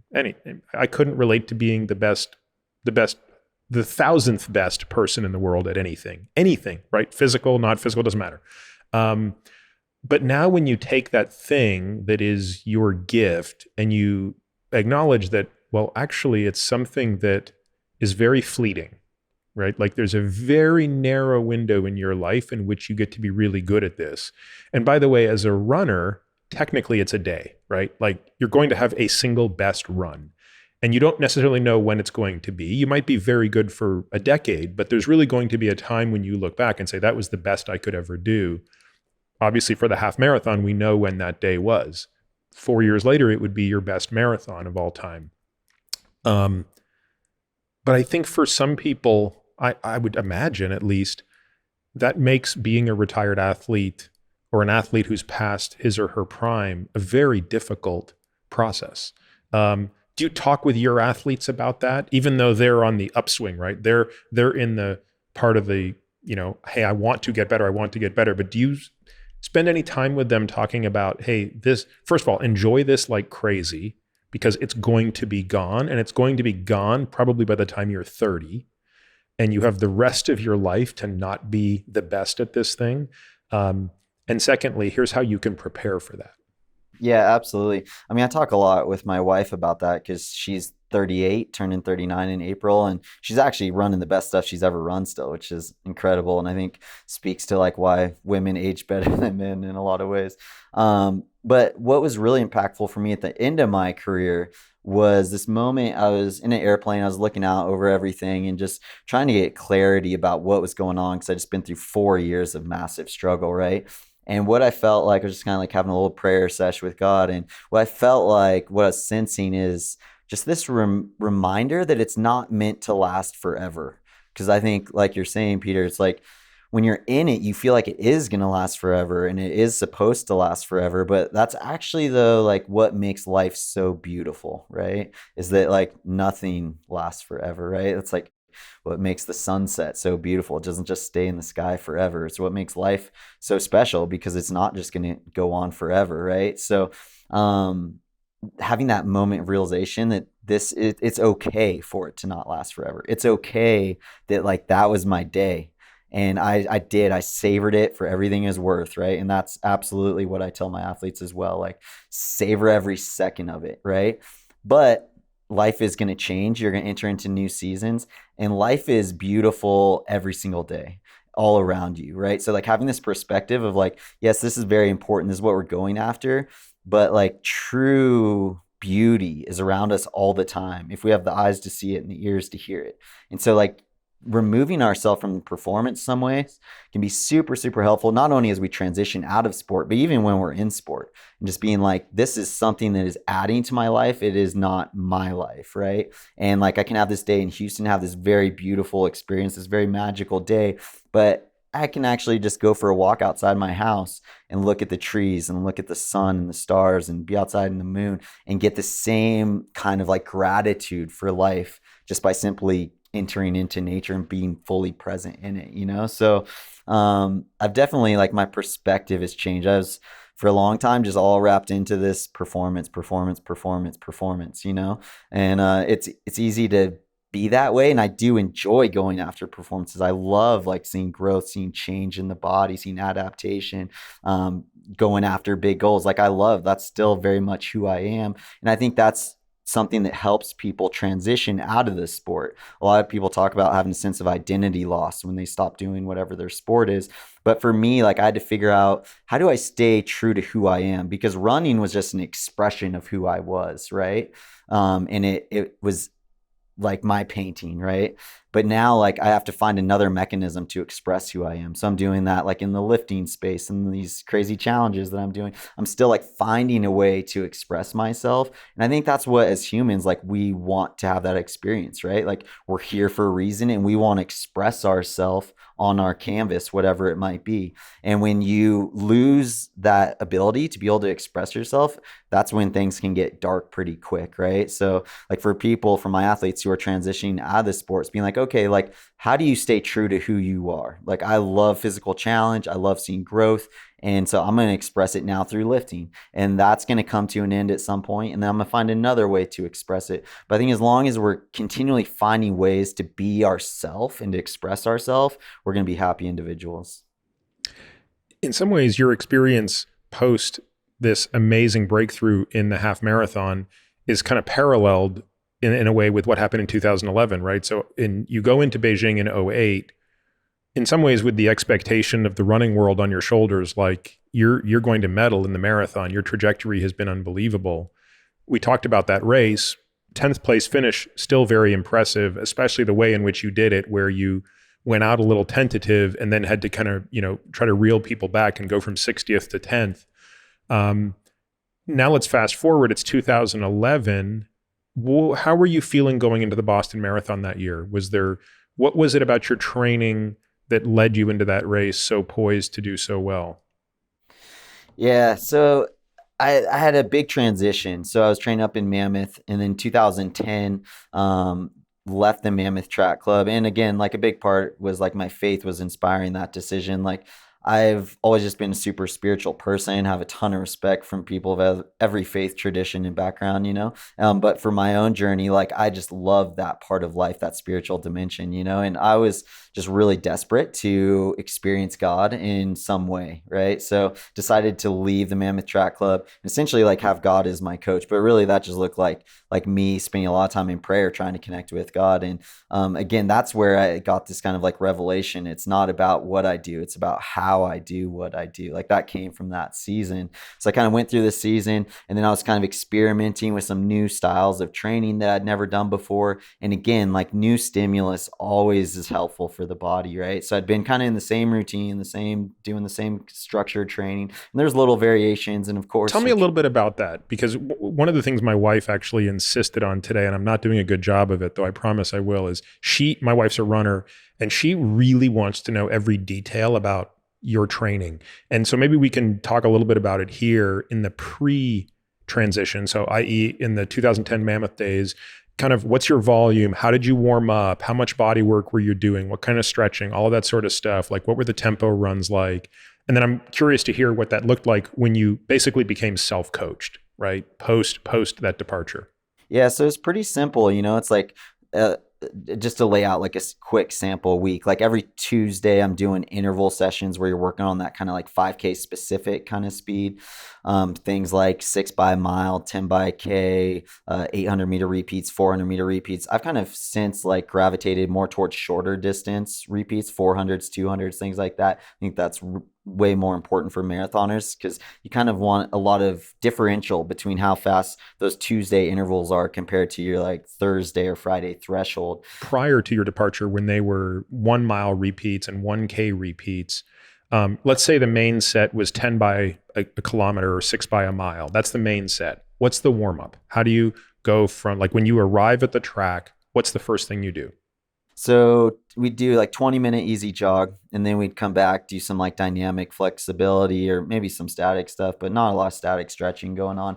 Stretching has not been a huge part of like my running at all. You actually want some tension in your legs. Think about it like your muscles being springs. Like if there's some tension, a tightly wound spring is going to respond to the ground quicker, right? Compared to like a slinky that's super slow. So you actually want a certain amount of tension, healthy tension. You want full range of motion. But so we're doing lots of like mobility work to get that full range, but keeping some tension in the legs. So not a lot of static And that stuff. 20-minute jog for you is what pace? That's like 8-minute mile? I mean, how slow? Yeah. Yep. Kind of like that 8-minute mile pace kind of range. Kind of just like let your body do what it wants to do, but no effort, right? You're not breathing hard. You're conversational the whole time. Get back, you do that dynamic flexibility and stuff, go into some drills and strides. And I have videos of all this on my YouTube channel, Run Free Training YouTube channel, if people are curious to check it out. But drills and strides before maybe like, it takes like 5-10 minutes to do that. The strides are maybe like 6 times 100 meters, something like that. And then you change shoes into your racing shoes and then straight into the workout. And then you would do, let's say it's a 6 by a mile. How fast would you run that mile? So if your half marathon pace would be a 4:32-ish, your marathon pace would be a 4:42 to 4:45. How much faster do you need to run that mile? So yeah, if we were doing it up at altitude, I would typically be running right around that kind of 4:30 pace at 7,000 feet. So if you're down at sea level, that's kind of equivalent to like 4:20-ish, maybe a tad bit under. So that the 6 by a mile and the Ks, that's more of like 10K specific workout. But again, I would kind of gravitate more towards like 5K specific stuff. A little How much bit rest in quicker. between each set?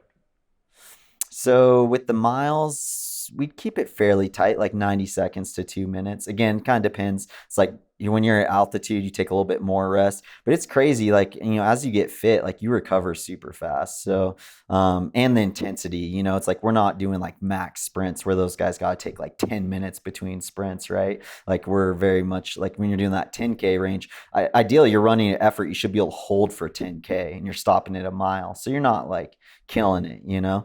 So anywhere between 90 seconds and 2 minutes on the rest. Walking during the 90-second recovery or standing still? Yeah. You're walking. Kind of sometimes we're like walk jogging, just like slow walk jog. Kind of depends. Like I like doing in and out kind of intervals too. That was like one of Prefontaine's workouts where you do like 200 meters fast, 200 meters kind of moderate. So the moderate part would be at like 8-minute pace or even faster, like 7-minute pace. And then the fast part is at like goal 5K pace or slightly slower than mile pace even. So there's a lot of different ways, variations that we take on those workouts.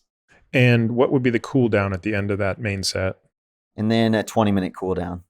And then the whole day, we're just spent like resting, doing some mobility work, eating, ice bathing, which, it's funny, like the science on the ice bath has changed quite a bit. Like we would go from these workouts and long runs straight to the creek, straight into cold water. Whereas, the science is now showing you want your body to respond to the inflammation first. So that's more what we do now, where we wouldn't do an ice bath. We don't do a ton of ice baths in general, but there's a whole bunch of other good positive effects of ice bathing, like dopamine going up tenfold and all this stuff. Right. That can have some antidepressant effects. Right. And would you be doing 2 workouts on that day or 1? So yeah, so then we'll come back in the afternoon, just like a 35-minute easy run, and then go straight to the weight room and then do our leg lifting. So that's a mistake I see a lot of runners make, is you want all your leg stressors to be on the same day. And it's not what you feel like doing. Like you don't feel like doing weights after doing a hard run. You do the hard run first, and then ideally you come back in the afternoon. You could do it right after the hard run, but you probably won't get quite as much out of it because you're bringing fatigue into the lifting. If you space it out a little bit more, you usually feel better during the lifting. So yeah, we do our hard leg session in the afternoon, and then head home, eat, early to bed. I always describe my life was more of a professional sleeper than a professional running. Like, honestly, I was just sleeping all the time. I would book out every single day from 1 to 3 p.m. would be my business meeting. And so no calls, nothing scheduled during that time. And those were just 2-hour naps every single day. So the sleep, and that's the thing. So It's what were you like, sleeping, like 10 hours a day between the nap and night? yeah, probably right around there. I'm probably in bed for 9 to 10 hours every night, but there'd also be some restlessness from the hard training and honestly, maybe even from sleeping too much. I wasn't very sleep deprived, so sometimes I'd wake up in the middle of the night, be starving, go get a snack, get back in bed, lay there and awake for an hour or two, and then fall back asleep. But just it's like the Kenyans, the Ethiopians, they spend a ton of time off their feet as well, right? So it's like when you're not training, you're trying to not be doing anything. So we're like runners, pro runners are very lazy people, like from day to day. Like we don't go for walks or hikes or do anything. It's just train, eat, sleep, stay off your feet. Like, and you're always aware of that energy expenditure. You're trying to save as much as you can for your training. I remember in high school, I grew up in Canada, and so we had a lot of really amazing Jamaican runners. Of course, they were sprinters, and they used to just tease each other so much because they'd be like, look, we are the laziest people you will ever meet. And if you want to make us run faster, just put a couch at the finish line. Like whoever can get to the finish line first gets to lay on that couch. But it was really work hard, play hard, right? It was really like super intense workouts these guys would do, and then as much nothing as possible to really conserve energy. Now, as you probably know, cyclists have to work very hard deliberately to calorie restrict. And often they show up, to, major tour events, right? So not the one-day classic stuff, but when you're thinking about the Tour de France, the Giro, the Vuelta, these sort of huge stage races, they're very depleted, right? They're showing up, like they're trying to be as light as possible. Everything comes down to this one single metric that I think running doesn't quite have, but in cycling, you have this thing called watts per kilo. Everything is watts per kilo. If you lined up all the cyclists at the beginning of the Tour de France and you could know what everybody's threshold was in watts per kilo, that would predict the order they would finish, barring a strategic, mishap or an injury or an accident. How deliberately were you watching your weight during this period of time? Or were you basically just saying, I could eat as much as I wanted and my weight would basically float to a level that I was happy with?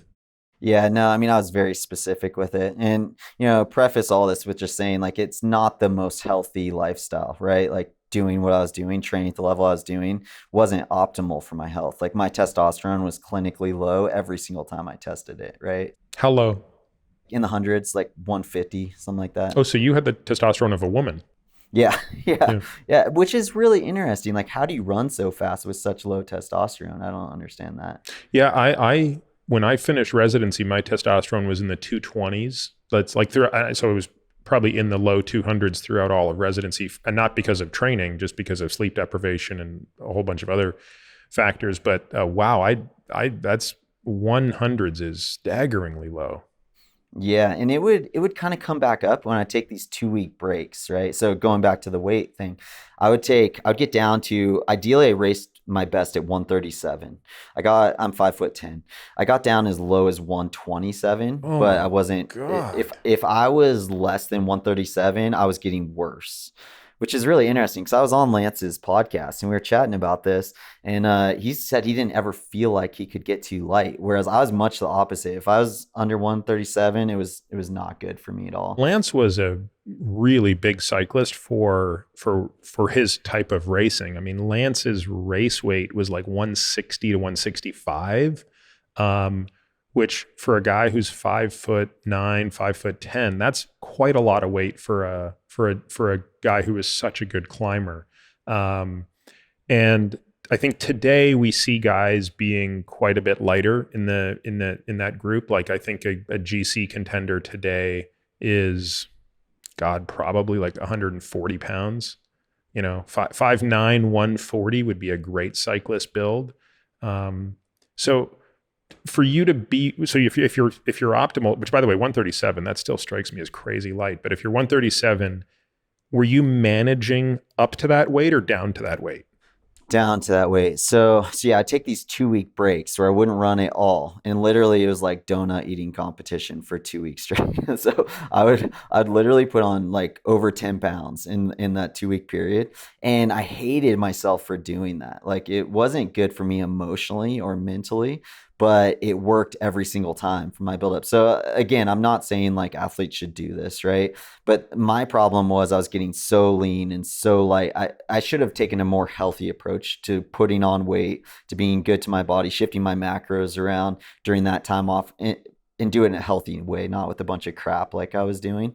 But I'd put on those 10 pounds, 12 pounds, get up to like 150-ish, and then it'd be like a 6 month gradual reduction in body weight to where I'd get to that 137 just like a couple weeks before my competition, and then I was good to go. But also too, like I think it's highly specific for athletes. So like I said, I'm in the middle of 5 kids. My brothers who aren't athletic like walk around at like 165 to 170. So that's probably where my natural body weight should be, somewhere right in that range. And so I was trying to get down to weights that were pretty far from my normal, right? So, and that's why it was like pretty unhealthy for me to be, and why I couldn't stay down in those 137s, 140s for very long, because I would just get super, super run down. My motivation would go down, my training would go to crap. So, I was, again, if someone is more naturally made to be a marathoner, smaller frame, sits already like their normal body weight would be like my wife, Sarah, like she sits around like 110-ish year round. But even if she wasn't running, she'd probably be about the same weight, right? So she can sit at that weight year round, no problem. Whereas for me, like it's not healthy for me to be down at 137. So I have to come back out of it. So that's where it's really important for people to just know their body and where it should naturally be. And then realizing, okay, if you're going to manipulate it down to a range where you're the fastest and the lightest at, you got to come back out of that as well. Yeah, my wife's the same way. Sure, her walk around weight is 110, 111, and she has to work to maintain that weight as opposed to do anything else. And I think that's probably why she's just a good runner, is it's just she's naturally so light that it comes to her easily in that regard. So tell me what was your weekly mileage when you were still training with Mammoth? So it was probably, again, this was like pre-Garmin days. It's probably around like 110 or so. I thought it was more than that, but then we got Garmin's and started measuring a lot of the loops we were doing for our easy running. We're like, oh, these aren't nearly, they're like a mile shorter than we thought. So it's probably a little bit less than I thought. But those easy days are just chill. And I think this is the other mistake that a lot of runners make, is they're just kind of running the same all the time. And that will get you to a certain level, right? Like there's a place for that. But if you really want to see how good you can get, you got to like have your hard days super hard and your easy days super chill. So like oftentimes, like like I said, I'm running 12 miles under 5 minute pace, and then the next day I'm coming back and running like 8:30 pace for an easy run, just super super chill and slow. So having that kind of variance between pacing, I think, is super important. I mean, it's not really rocket science, right? It's like you stress the body, you rest the body, it adapts, and then you keep repeating the cycle over and over. It's not rocket science, but if there's one thing that I spend a lot of time talking about with my patients when it comes to this particular aspect of training, it's, and again, this isn't to train them to become competitive athletes, but it's important from a physiologic standpoint as we think about longevity.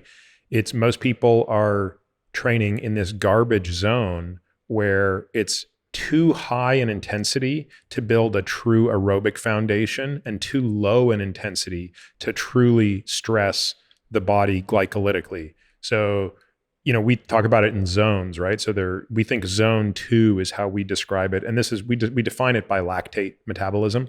So zone 2 is that all day pace. Lactate has to be below 2 millimolar.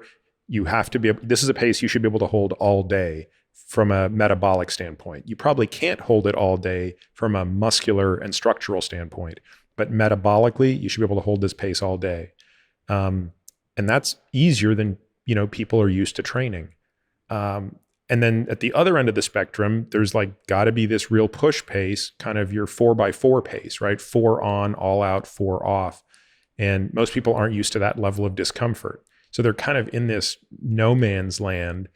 So they're suffering 2 problems. 1, they're in a physiologic no man's land, and 2, there's no variability to it anyway. So even though you say it's obvious, I think it's important for people to hear this discussion because I don't think enough people understand, both for performance and also longevity, why you have to be at the more extremes of kind of zone 2, zone 5 is where the progress comes. And one kind of like easy way to help manipulate this system a little bit is if you're a coffee drinker, you talked a little bit about caffeine, but like we'd only have caffeine before our hard days. And then so the easy day, like you feel like death, like you're tired from the workout, but also because you don't have caffeine on board and you're just kind of forced to take it really slow. Like you don't feel like you could run fast if your life depended on it. So if you're trying to like a lot of the clients we're working with run free, it's like not reasonable for them to not have any caffeine on the day, but we're like, let's at least manipulate it. So you're having it more so before the hard workouts and then a lot less on the easy day. And there are some athletes I'm sure you've seen that don't really get a benefit from caffeine. Like I never got a benefit from caffeine. And to this day, like I can drink coffee at any time of day, has no bearing on my sleep. So I get no up from it. I get no down from it. I could drink 3 coffees a day for a month and then stop, experience no headaches, no withdrawal, not even notice it. And there are different genes that are responsible for caffeine metabolism. So people do sort of vary in that. But I've always been incredibly envious of the people who are very sensitive to caffeine because it's an awesome tool to have in your toolkit for just this purpose, but also just for wakefulness and overcoming jet lag and travel and stuff like that. Yeah, yeah. When used correctly, it can be super helpful. Of course, like when abused and if you're sensitive to it and you're drinking it later in the day and it screws up your sleep, then it's, stops being helpful. But yeah, it's interesting. It's like I was saying, everyone's an experiment of one, right? So that's why you got to just play with stuff till you find what works for you. So once you became self-coached, how did the workouts change? What did you do leading up to 2011 Boston in terms of volume, intensity, and everything else? So one of the big adjustments I made, I started spacing things out. So I don't think I finished the week. So we had the intervals on Tuesday, and then like a long threshold on Friday. So you get 2 easy days before that. So you're feeling a little bit better for that threshold. And tell And me you're about trying the to really. threshold. The threshold is a constant. It's like a simulated, slightly higher than race pace, shorter distance. Yeah, and it gets more towards race pace as it gets longer. So we'd grow those out. You're starting out at maybe like 5 or 6 miles, and then you get to where you're doing 15 miles straight without stopping. And I would do 3 of those every single 12-week build up for a marathon, which that would be a very typical build up for a marathon, about 12 weeks. And I make sure I get 3 of those long thresholds in. And those were my biggest indicator workouts. It's kind of like whatever I knew I could hold for 15 miles in training in the context of hard training, right? So it's not like you don't fully taper for this workout and just bang the heck out of it and be like, oh, I can run this for a marathon. It's like, no, your legs like need to be a little bit fatigued. You need to be in the middle of hard training. But then generally speaking, whatever you can run for that 15-mile threshold, you can hold for a marathon, which is also kind of like mind blowing and hard for first time marathoners to believe that. Cause you're like, how do I go 11 more miles at this pace? But that's the magic of tapering, the energy out on the course, the carb loading, all that stuff. Like your body finds a way to be able to hold that through. So that 15-mile threshold or that threshold of varying distances on Friday, and then Sunday coming back with a long run. So again, you're doing that long run with a little bit of fatigue in your legs. That'd be anywhere from an hour 45 to 2.5 hours. But during that time, we would go off time, not distance, but we're covering. Sometimes I'd be running over the marathon distance for 2.5 hours, right? So those are high quality efforts. Oftentimes it's kind of like medium pace. So say maybe 6-minute pace for the first half of that. And then the second half of that, we're doing like fartlek style running where you're practicing changing gears on tired legs and just hitting that aerobic end a little bit harder towards the end of it. But a lot of it is just like mentally learning, like, how do I turn my legs on when I feel really dead when I'm 25 miles into this race? What cues can I go to turn things on and to change gears here? Because it doesn't matter if you're running 6-minute pace or 8-minute pace. When you get 20 miles into your run, you feel tired, right? And so you got to just learn, like, okay, what mental cues can I pull on here to turn everything on? Okay, but everything you just described was how you were doing it before Yep. 2011. So then, Yep. and then how did you tweak that formula?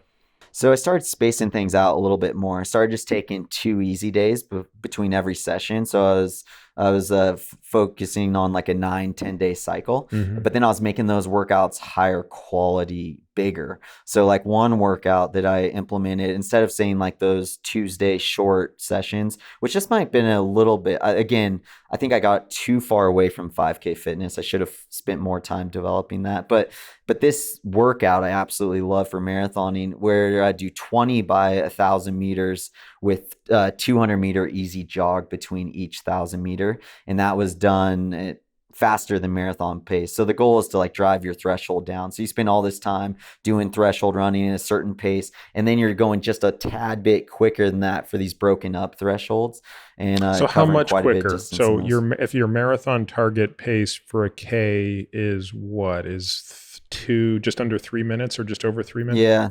3 minutes is a 206 and change, 206:30 marathon. So yeah, so like maybe I'll be shooting for like 255s, like 5 seconds per Yeah. K quicker kind of feel. How many days would, let's just assume we're talking about it as a week, even though it's a 9 day cycle. How many weeks would you succeed on that day where you would actually go 255 or better for each of the 20K versus fail somewhere along the way? Actually, I think I was pretty successful most days, right? But I think a lot of that is because I wasn't trying to bite off more than I can chew, right? Like I wasn't trying to hit home runs in workouts. Like they were workouts where I was kind of set up to see success. And often too, like my thresholds would just get better every time I would attempt it, right? As the build up is going, I'm getting stronger, I'm getting in better shape. I'm also getting lighter, which is making things a little bit easier. And so usually I was seeing pretty good progress from that 12 week buildup where I'm getting pretty almost what would happen though, more likely than not, in almost every single buildup I have, is you get little niggles, right? Where you get little like foot pain, little knee pain, just little things that pop up. So if I missed a workout, is usually more for that reason. And then that's when you got to like go to the cross training, which is an area I've also like learned in and grown so much in and utilize a lot more now as a coach than when I was running. But when I was a runner, I was just kind of like the old school, like run or die kind of mentality, which is not a helpful mentality to have. So what did you expect to happen on that April day in 2011? So I was coming off a terrible half marathon. So a month before that race, I ran, I couldn't even tell you my time. I don't think I ever looked it up. It was like 66 minutes or something for a half marathon, which is, 7 minutes off my personal best. And training had been going super well. Things have been clicking well. I thought I was in really good shape. It's kind of one of those scenarios where you go to the start with this really high expectation, but then it's easy to have that like shattered. And so things just weren't clicking in the race, created negative mindset, negative snowball, excitement gone, and then you're just trying to get to the finish line.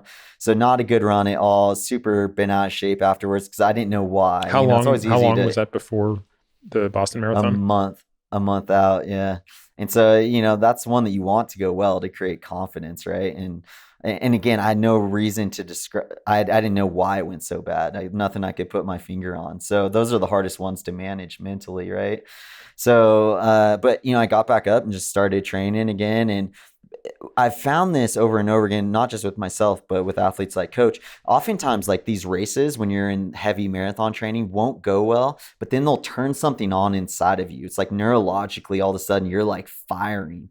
And so I came out of that race and just started feeling phenomenal, like similar to how I felt before Houston. And it was a very like quick change. It was like the next week, all of a sudden, I was like I said, training had been going well before, but it got taken even to the next level. And there's all these different factors going into why that might have been. I think the race helped. Also, we headed back to Stanford to train at sea level. And so that it was very much how we'd utilize altitude pre-kids. We have kids now, so we can't do this, but we had spent like 2 months up at altitude, drop down to sea level for a month, go back up, drop back down. And that was taken from Jack Daniels, who's done a ton of research in the running space. I think probably one of the most brilliant minds in running, in my opinion, especially from a scientific perspective. And I was asking him, corresponding with him, and like, hey, what's the best way to utilize altitude? And that's what he recommended. He's like, go up to altitude, shoot back down. Because what you see is you see a big dramatic increase in your hematocrit hemoglobin early on in those first 3 weeks, and then it just starts to taper off, right?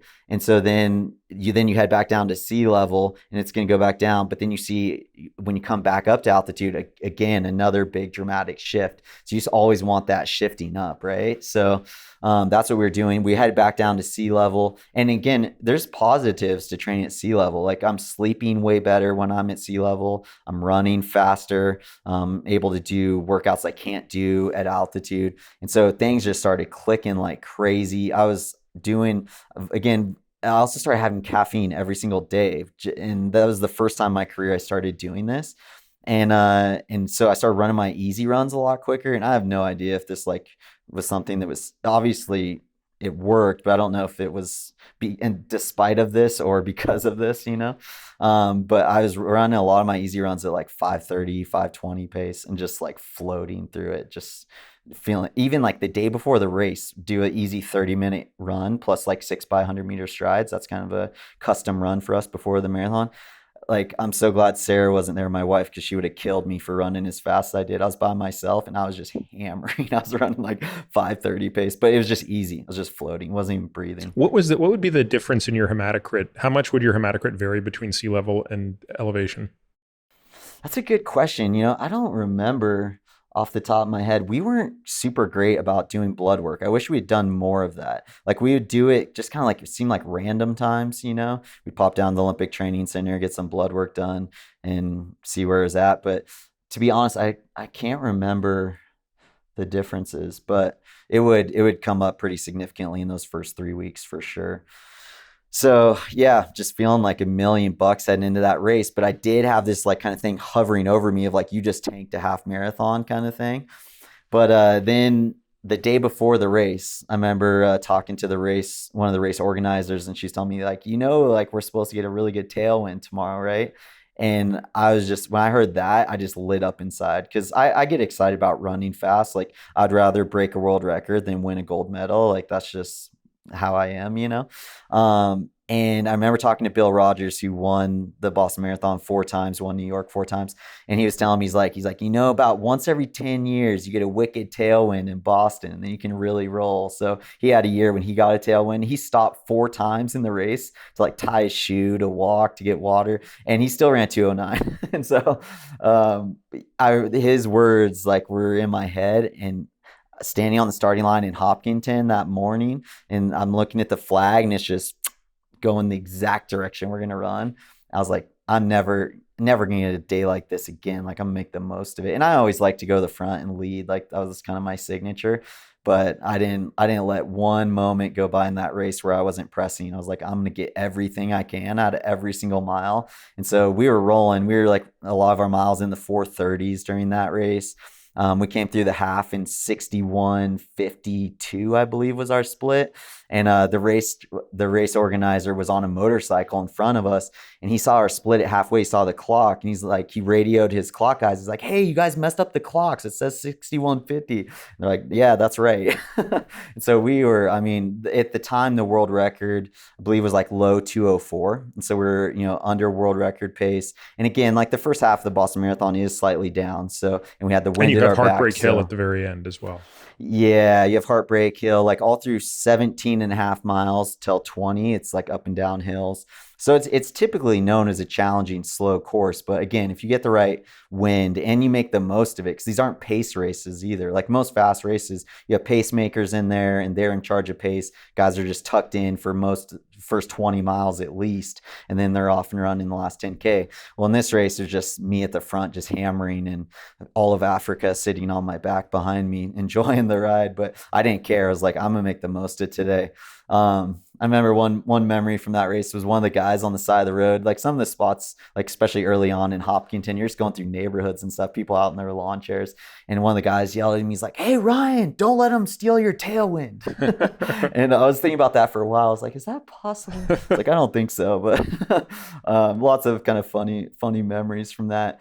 And it was just cool to like be with those guys, be in the lead group, and also to get to push them along to something that it was a super historic day, like the top 2 guys went on to run 2:03 low, like I think 2:03 2:04 or something like that, which was well, like almost a minute under the world record at the time. And, I finished fourth and ran 2:04:58. But I'll never forget another memorable part of the race was coming through with a mile to go and seeing they have a clock at a mile to go, and it was right at 2 hours, right? But I'm in the like serious pain cave, right? I went out super fast, super late in the race. No one's around me. And I'm just like holding on for dear life.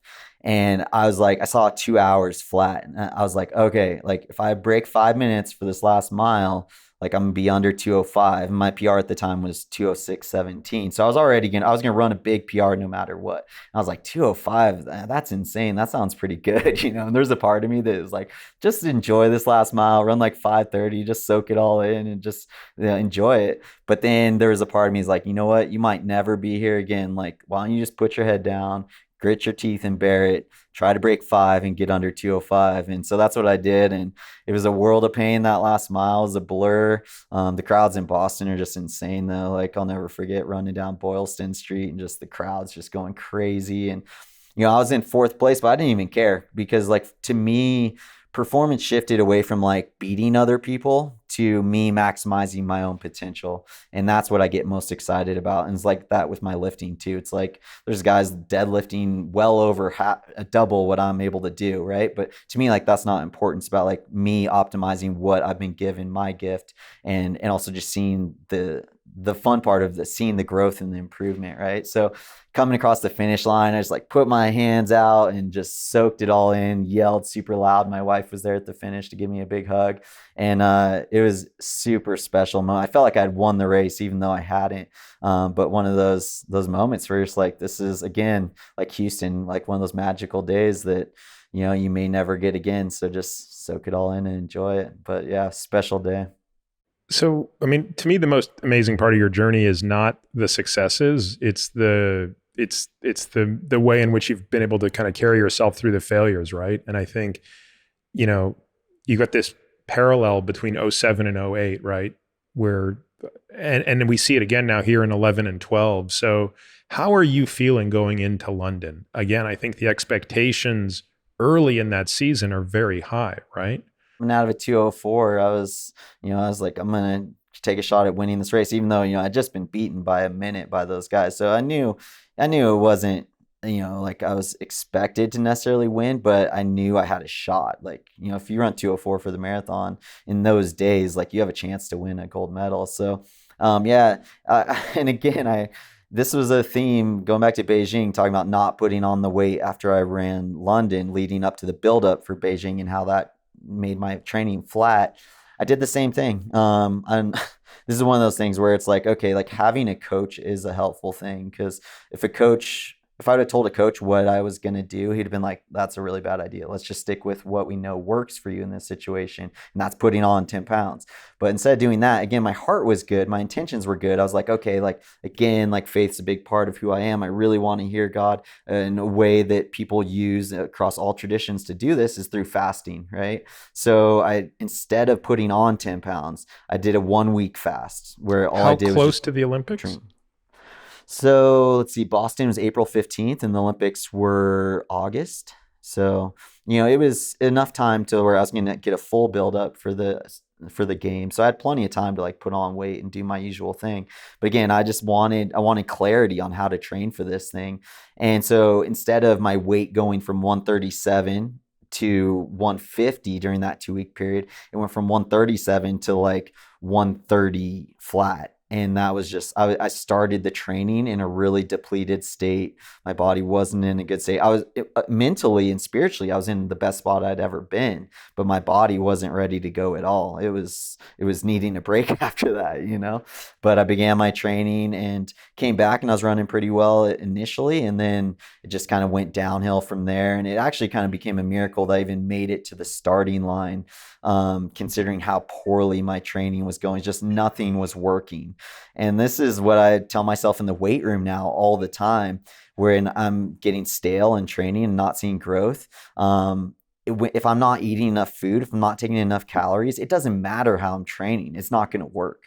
And that's how it was for me in that buildup. Is like my body was depleted. I didn't have enough calories on board. So it didn't matter how I trained. It wasn't going to work. So it was just a frustrating period of training leading up to that. I actually had to take my watch off for all my workouts because it was so discouraging to see what my workouts were and see how slow I was running them compared to what I was accustomed to. So that was good for my mental health. And I think there is a point that can be helpful for people out there. Sometimes just get away from the data, take all that Yeah. stuff off and just go off feel. And that was helpful, but it wasn't enough to get my body back into the state it needed to be in. So So what did you feel at the start line in London? Did you feel like, was there any hope in you at that point, or were you like, look, I'm here at this point out of an obligation to my country. I'm representing my country. I'm wearing the flag of my country, but this is going to be the most difficult 2 hours of my life. yeah, I'm a very optimistic person, so I'm pretty good at generating hope. So, and it did help not timing my workouts. So there was a little bit of mystery of thinking, oh, maybe I'm actually in a lot better shape than I think and feel here. So there was some genuine hope on the starting line that, hey, and that's the thing with running that I've experienced. Sometimes like training can go really bad and you can just pop one, have a big day. So there's always that kind of thought in my head of like like let's not think that something special couldn't happen today because it could. But it became obvious like really early on in the race. The pace felt super hard, super fast. And then, as is the case oftentimes when I get too lean and too light, I have all these injury issues, right?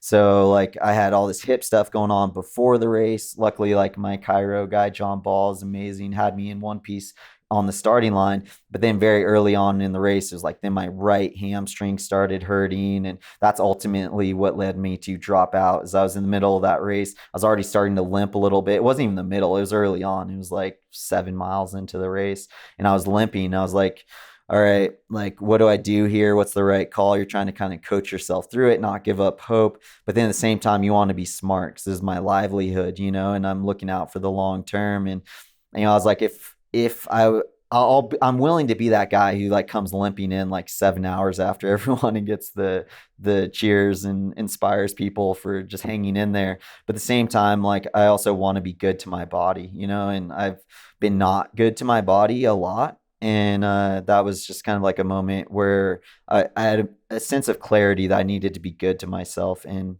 call it a day. So that was actually the first race I ever dropped out of in my life was the London Marathon. And it felt so surreal. I remember stepping off because it's a loop course, so you're going past the finish and the start a number of times. And I think it was the second loop. I could be wrong on that, but I think it was the second loop when I dropped out. And I remember stepping off and I almost started running again because it just felt so wrong. It felt so weird. It felt like I was in someone else's movie or something. But then ultimately I just, walked off the course and then it began the long process of working through that mentally and emotionally. What was that like? Well, it started with Cinnabon. Funny thing. So the next day, I'm like touring around with my family in London, and Sarah knows like how I tend to go to food when I get emotionally low. And I can relate. yeah, so we pop out of the subway onto the streets, and it's like Cinnabon is like heaven. It's like right, my eyesight's just like Cinnabon, and she sees me look at it. She looks at me, and she knows exactly where I'm going. She's like, "Don't do it, don't do it." But of course, I went to Cinnabon, got a big old cinnamon roll. Now I'm sitting out on the curb just eating it, and I look up, and like someone's like taking a picture of me eating my Cinnabon, and I was like, I felt like I was gonna be on like Esquire magazine or something. But no, actually, I've learned to pick myself up so many times. I've gotten a lot better at it. And for me, it's kind of like I need this period of just being sad and just let myself be sad for however long that takes. The period of kind of like mourning the loss, because this was a big goal for me. And then for me, the next step then is like, okay, restore hope. So what is the next thing I'm going after? Find that target, put it on the calendar. That begins to restore my hope. And then like I have a little meeting with myself of things I'm going to tweak, do differently, do better. So that also gives me just way more hope that I'm not just going to repeat the same experiment I just did, right? So like I'm doing this right now with myself. I'm going back after this sub 5 minute mile and sub 5 deadlift. I'm like, I'm gonna tweak this, and this, and like I really believe it's gonna work this time, right? And so you gotta that's the starting ground. Like, you have to believe that your training is going to work. That's why it's so important for athletes to believe in their coach. Like, if you don't think it's going to work, it doesn't matter what is prescribed. It's probably not going to work, right? So that belief is so important. So, I picked myself up and got going again. But then the problem was, and is common the case with runners, is then you have all these compensation issues, right? So I had that issue in my upper high hamstring where it attaches there, and then just ran through that. And that started, by the way, because I had plantar fasciitis training for the 2012 Olympic trials. I got that right before the trials, had no choice, had to run through it. And then that persisted for like 8 months. And so low compensation, get an injury on the other side, and the upper hamstring in the games. Then I tore my left quad building up for New York. I tore my right quad building up for Boston. Then I got a sacral stress fracture on my left side after that, training for my next marathon. And it was literally marathon after marathon. I'd sign up for it, get the deal all worked out, not be able to do it because I'd get some huge injury that would put me out for a long time. And I didn't have a lot of injuries leading up to that. I always considered myself to be super durable. And yeah, so there's just injury after injury. And that's kind of that 4-year wild ride of trying everything I could think to try, and ultimately nothing was working. But as I look back at it now, I really think a big piece of it was the nutrition piece. And I started to be in a better mental health point to where like I didn't have to use food as like a binging mechanism for after these bad races. But that actually, I still needed to put on the weight though, right? I still needed to get my body in a good spot. And I wasn't doing that because I didn't need to do it from an emotional, mental standpoint. But then that was also killing me at the same time, physically speaking, right?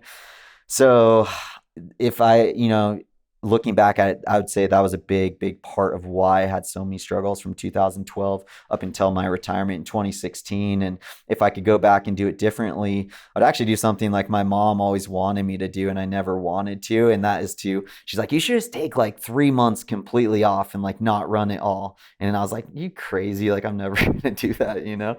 But that actually would have been super helpful. Just get away from it, get my body back in a completely good spot. And now, like I feel so much better in my current lifestyle, focus on the lifting, doing very minimal on the endurance end. And even like my testosterone, like I just got a testosterone blood test result recently, and it came back at 1,000.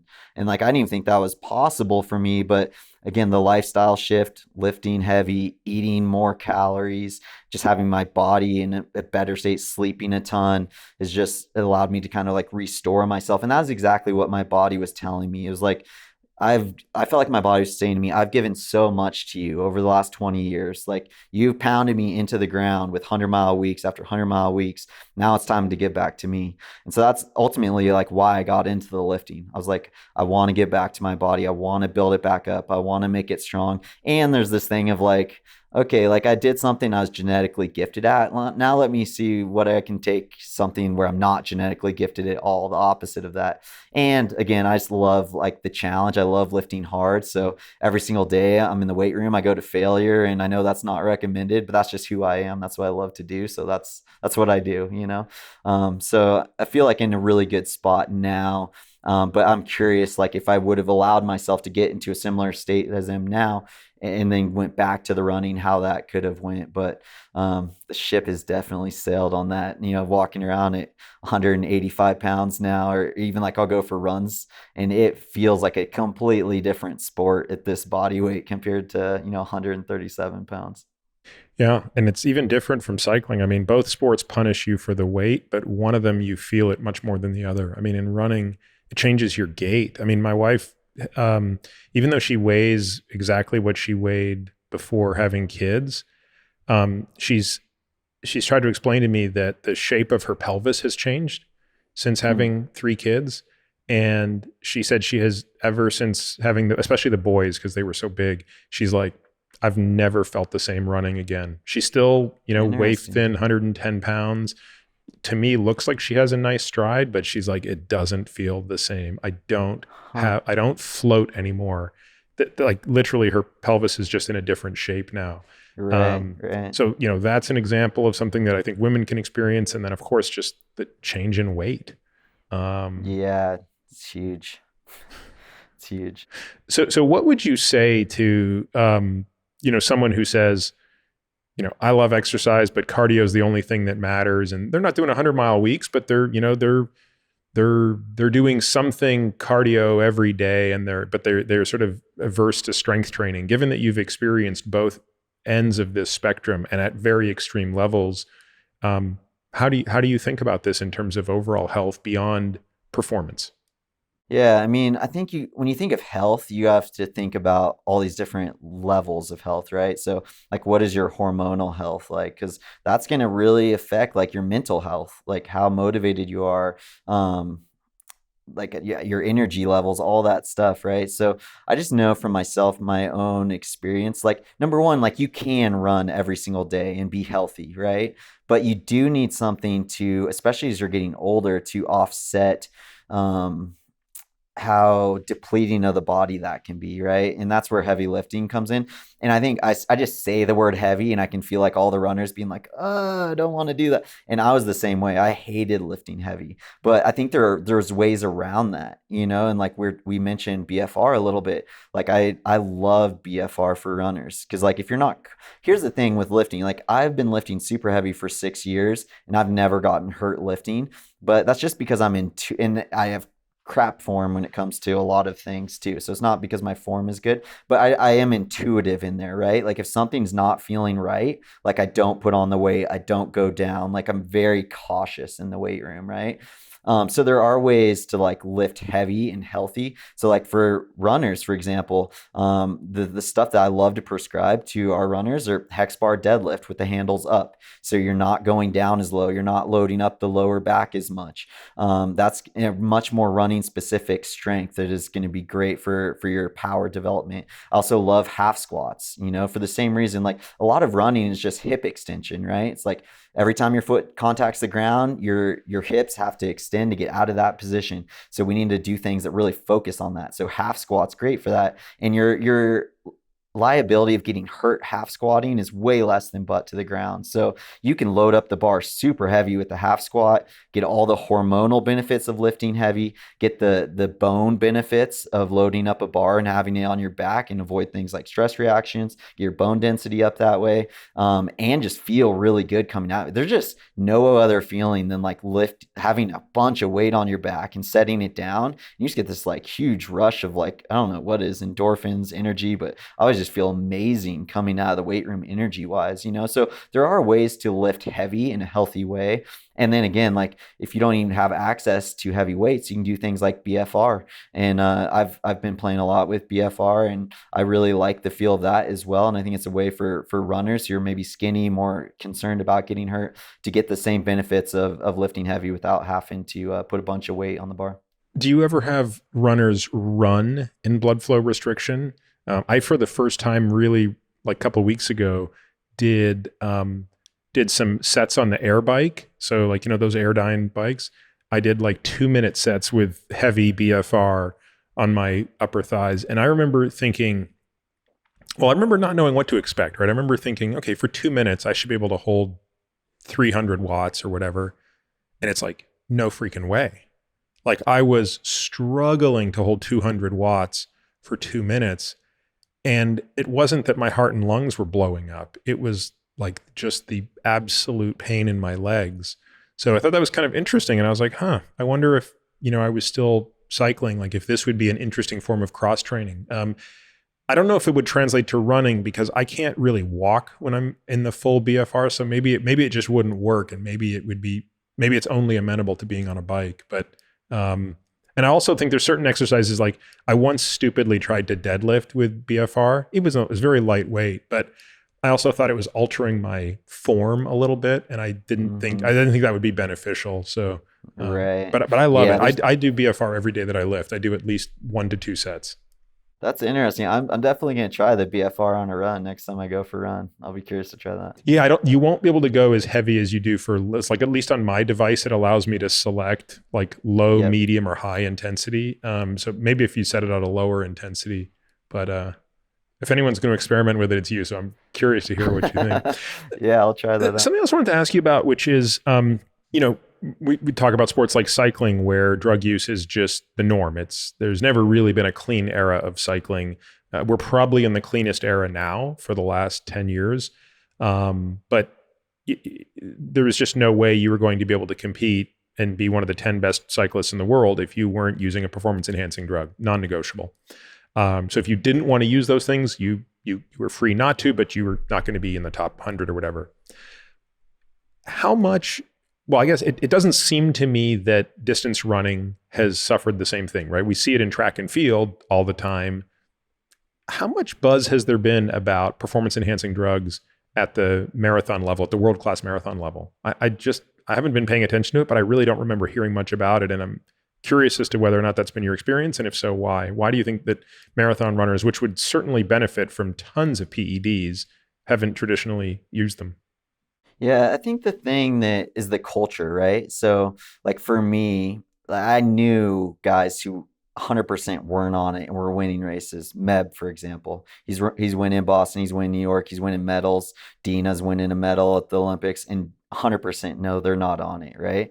So I think that's huge, right? If you can think of one person who's doing what you want to do and they're not on it, you're like, then I can too.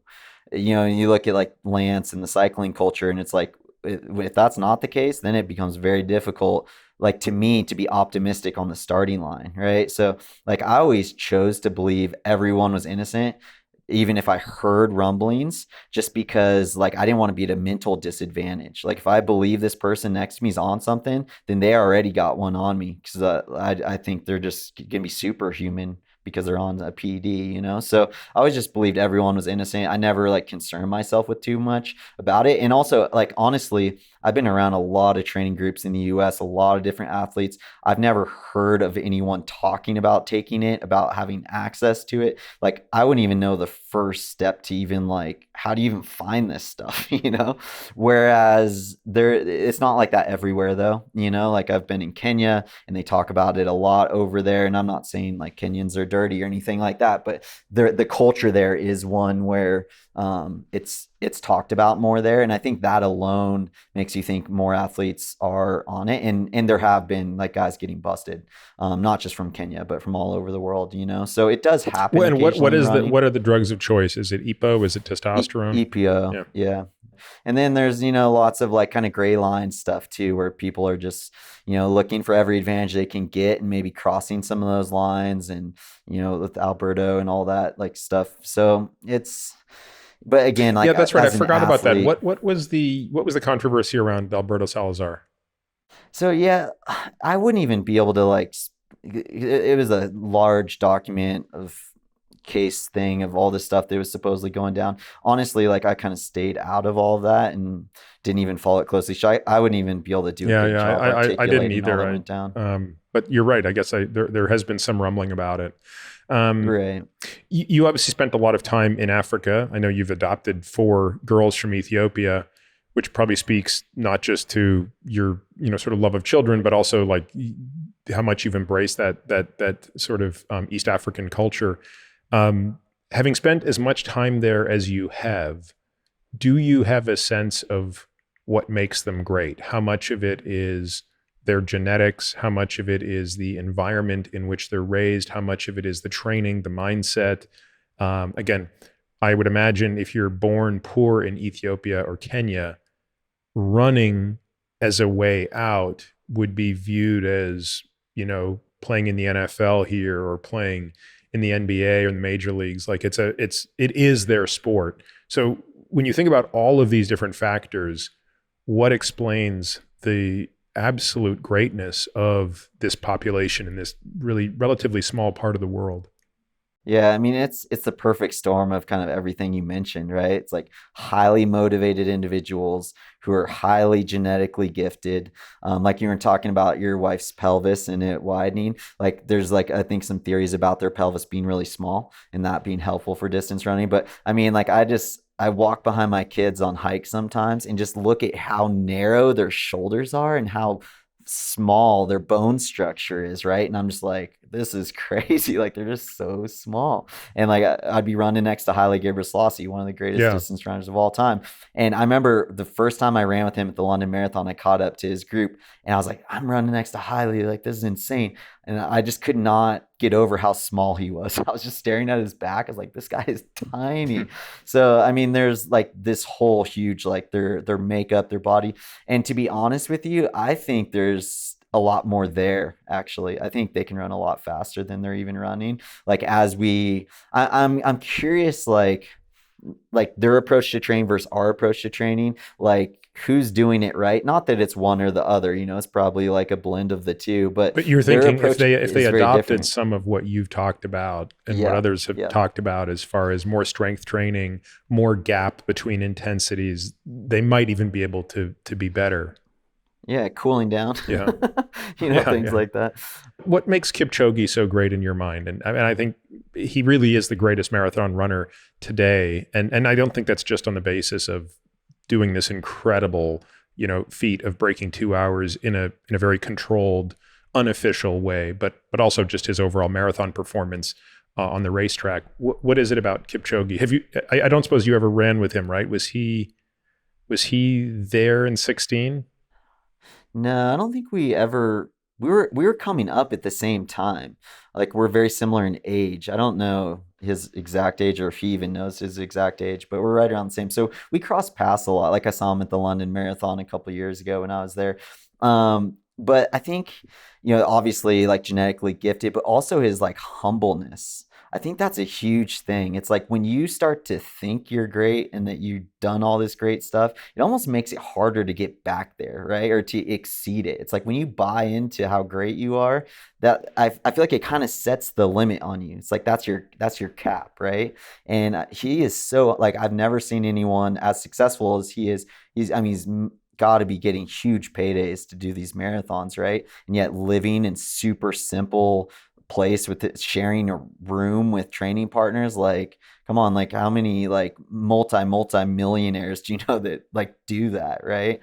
So like I think there's something about like his mentality and humbleness, and that's really what I've always found most inspiring about African runners, whether it's from Kenya or Ethiopia, and why I enjoy being over there so much and have fallen in love with their culture is just this like carefree, fearless mentality of just like, I'm just going to put myself in it and go for it. But Kipchoge also balances that with like being very controlled. It's like he controls his strength so well. And I think that kind of sets him apart. Like when you read about his training, he's always talking about running like 80% max and everything being super controlled. And I don't know, like I have personally have not gotten results through that type of training, but it's without a doubt it's working for him. I mean, he's by far and away the greatest marathoner to ever walk the planet, right? So whatever he's doing is working. But I honestly, I feel like a big thing is just his mentality, like his mental approach to training and racing is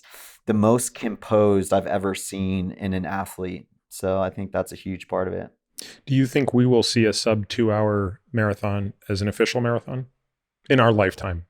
I think we will, without a doubt. I mean, so a woman just ran 62 minutes, 62:50 or something for a half marathon, which is absolutely So insane. that Like that's predicts 2:10 as a full. yeah. Yeah, so I mean she could potentially be the first woman to break 2:10 for the marathon. And we're just seeing huge performances like this.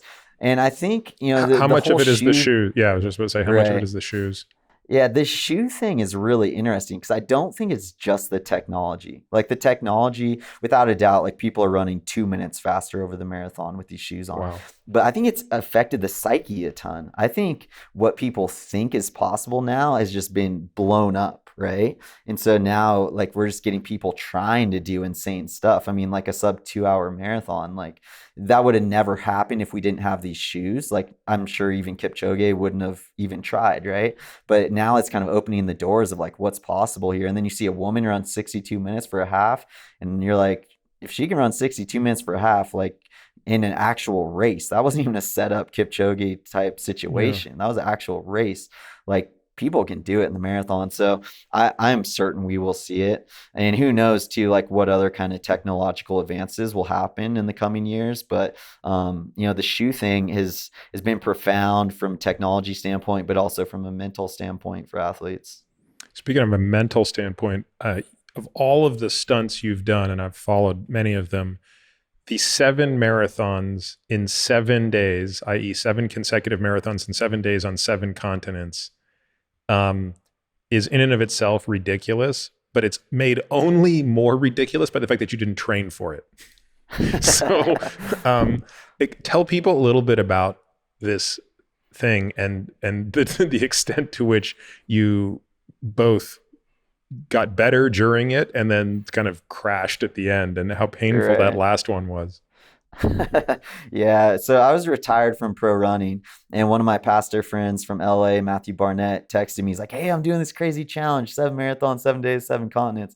And there's something just captured me about it, similar actually to when I was 13 and went on that first run around Big Bear Lake. It's like a similar kind of feeling where it's just like, there's just something about this that like, I just got to do it. So I texted him back. I was like, let me know if you want me to join you, man. I'd love to go. And again, running zero at this point, just in the weight room, just focus on strength training. And so, he's like, okay, let's go. It's on, whatever. So we end up doing it. And I started training for it because I was like, okay, like if I'm gonna do this, like I want to enjoy it. But then I was hating the training for it, wasn't enjoying it. And I was starting to get a lot of those same fatigue issues that came when I was running professionally. So I was like, you know what? Either I can enjoy my life for like the 9 months leading up to this thing and not run hardly at all, and have a really bad week. Or I can like train for it, not really enjoy my life for 9 months and then have a good week. I was like, I'll take the 9 months of good living. So decided not to train for it. I mean, I was running like 3 days a week, like between 5 and 8 miles. 8 miles was my long run leading up to that. And so I was taking on this challenge where we're going to have to run 183 miles, I think it is, in a week, which is by far the most I'd ever done. I think the most I'd ever done was 140 miles. And you're hopping on airplanes. Like you run, you get on the airplane, you run, you get on the airplane, right? So it was quite the experience. Definitely like trip of a lifetime. It was like a group of people. So there's like 30 of us. Richard Donovan puts it on. It's called the World Marathon Challenge. And he just, the guy who puts it on, Richard, is such an amazing dude. This guy's taking 30 people around the world running marathons every day. I never saw him stressed once. I never even saw him close to stressed. How much does one pay for the privilege of doing this? I believe it's like 40 grand. So it's a bit of a trip, commitment. But you're also, because they're flying you privately. Obviously you're chartering a flight. Right. The only way you could make this work. So the first one, I think, if I recall, was South Africa. Antarctica. So Antarctica. In Antarctica. Oh my God. Yeah. Okay. Yeah. That was the coolest marathon. You're running on snow. It's like a 7-mile loop course. And I thought Antarctica was just gonna be like flat and just white, But there's all these mountains. We're on a glacier. There's all these mountains going. We had to take like a Russian airplane to like get down to there. It looked like something out of a movie. It was super cool. So yeah, we did that one, hop on an airplane. And how did that one feel? It felt pretty good, actually. Funny though, I was so super into lifting, right? So my great idea was to take in 50 grams of protein like every 7 miles or something. Because I was like, I don't want to lose my gains. So, which is like the opposite of what I usually do, right? Usually it's like simple sugar. So I'm doing this and I get to like mile 23 of this race and I am so out of it. Like, I'm like, I need sugar like stat, like right now. Cause my protein bar is like hardly had any carbs in it. So they have this little tent that's set up and they put all this like dried fruit and candy and stuff in there. And it's an unmanned tent. So I crawl in there and I just grab like as much candy as I can. You're just eating Skittles. Yeah. And I started feeling better immediately. So like right after that, I kind of learned my lesson. I think I ran like 3:30 something on that one. Which is kind of amazing. Like 3:30 is still a fast marathon for okay. So then where do you guys go from the Antarctica? Where's the next one? So then we went to Chile. And we got to sleep in a hotel room that night. So that was nice because there was only 2 nights during the week where we got to sleep in a hotel room. And that was one of them. So ran the next marathon and actually felt pretty good. We were on concrete, not snow. So it felt a little bit better. It was warm. What was the temperature in Antarctica when you ran that? So it was supposedly really cold, but it must be like a dry cold because it didn't feel that bad to me at all. Like I was in my regular run stuff that I would do if I'm doing a run here in Flagstaff in the wintertime. Like I had full tights, I had a long sleeve, and then I had like a shell jacket and gloves, like mittens and a beanie. And I was totally good. I wasn't sweating at all. Cause they say like you don't want to sweat because then it freezes on you Yeah. and get hypothermia, you know. But I was totally good. So yeah, went Chile. So then South America, you ran. How fast did you run that one? I'm trying to remember what my time was. I think it was a little bit faster than Antarctica, but not a lot. But I didn't. It was nice because the Antarctica one doesn't beat up your legs because you're on snow, so it's a little bit softer. We always do all of our easy running on soft surfaces to keep from beating up your legs. And I was also in like the most cushy shoe I could find because I was like, my legs are gonna take a beating. Because I think at that time I was like 170 pounds, so I was prepping myself for that a little bit. Then we flew to Miami, and that was kind of fun. It was like a homecoming back to the States, you know, but also warm. And I had a little bit more trouble in that one. I think I was a little bit slower than I was in Chile, but not much. Like maybe I was like again like 3:30 or something like that. And then we flew over to Spain, and I had the worst day ever in Spain. Luckily, like one of my Dutch friends, Yop, he came over and he was with me on the bike the whole time. And I was just in the worst mood and having the worst day ever. I was like, running is the worst thing on the planet. Which I've said that many, many times. That's actually not a new thing for me to say, even when I was running professionally. Running can be like your best friend and like your greatest enemy all at the same time. All right, so that's Europe. So then which continent next? Asia, I'm guessing. So then we head to Okay. Morocco for Africa. And we got a hotel room, slept in that one. I was like, all right, considering how bad I felt less than 24 hours ago, I'm going to start out just super chill and just like make it through this, right? So I start that way. And then again, the mystery of running, why you'd all of a sudden feel so good. I have no idea. But I just started feeling like $1,000,000. Like I started charging, like I felt like my old self. I was like mentally super engaged and like just came home super quick. Like I went out really slow and then ended up running like 3:04, which for me off like zero training was like really good, you know? And so then I was like pumped. I was like, all right, then now it's on. Like I'm going to just get faster and faster every day from here, you know? So then is Dubai the next day? So then, yeah, Dubai's the next day. And the problem was though, then after Morocco, I'm walking to get food with my buddy, and I just develop a little bit of a limp. And he's like, "Hey, why are you limping?" I was like, "Yeah, my hips kind of bother me a little bit. Whatever, you know, just shake it off like you usually do with most running things, you know." But then the next day in Dubai is like my hip was on fire, and I was like, "This isn't good. Like something's really wrong here." So I ended up walking like the back half of that marathon, a lot of it. So I don't know what my time was there, but it's probably up over 4 hours, you know. And then we head on the airplane to Sydney for the last marathon in Australia. And what was crazy this whole time, yeah, we're on a private jet with like, you know, food and everything and movies. I didn't watch one movie the entire week. Whenever I was on the airplane, I was asleep. I was so tired. So we land in Sydney and I try to stand up and I put weight on that leg where the hip was bothering me. And it's that kind of like take your breath away, wincing kind of pain that you get, like super sharp.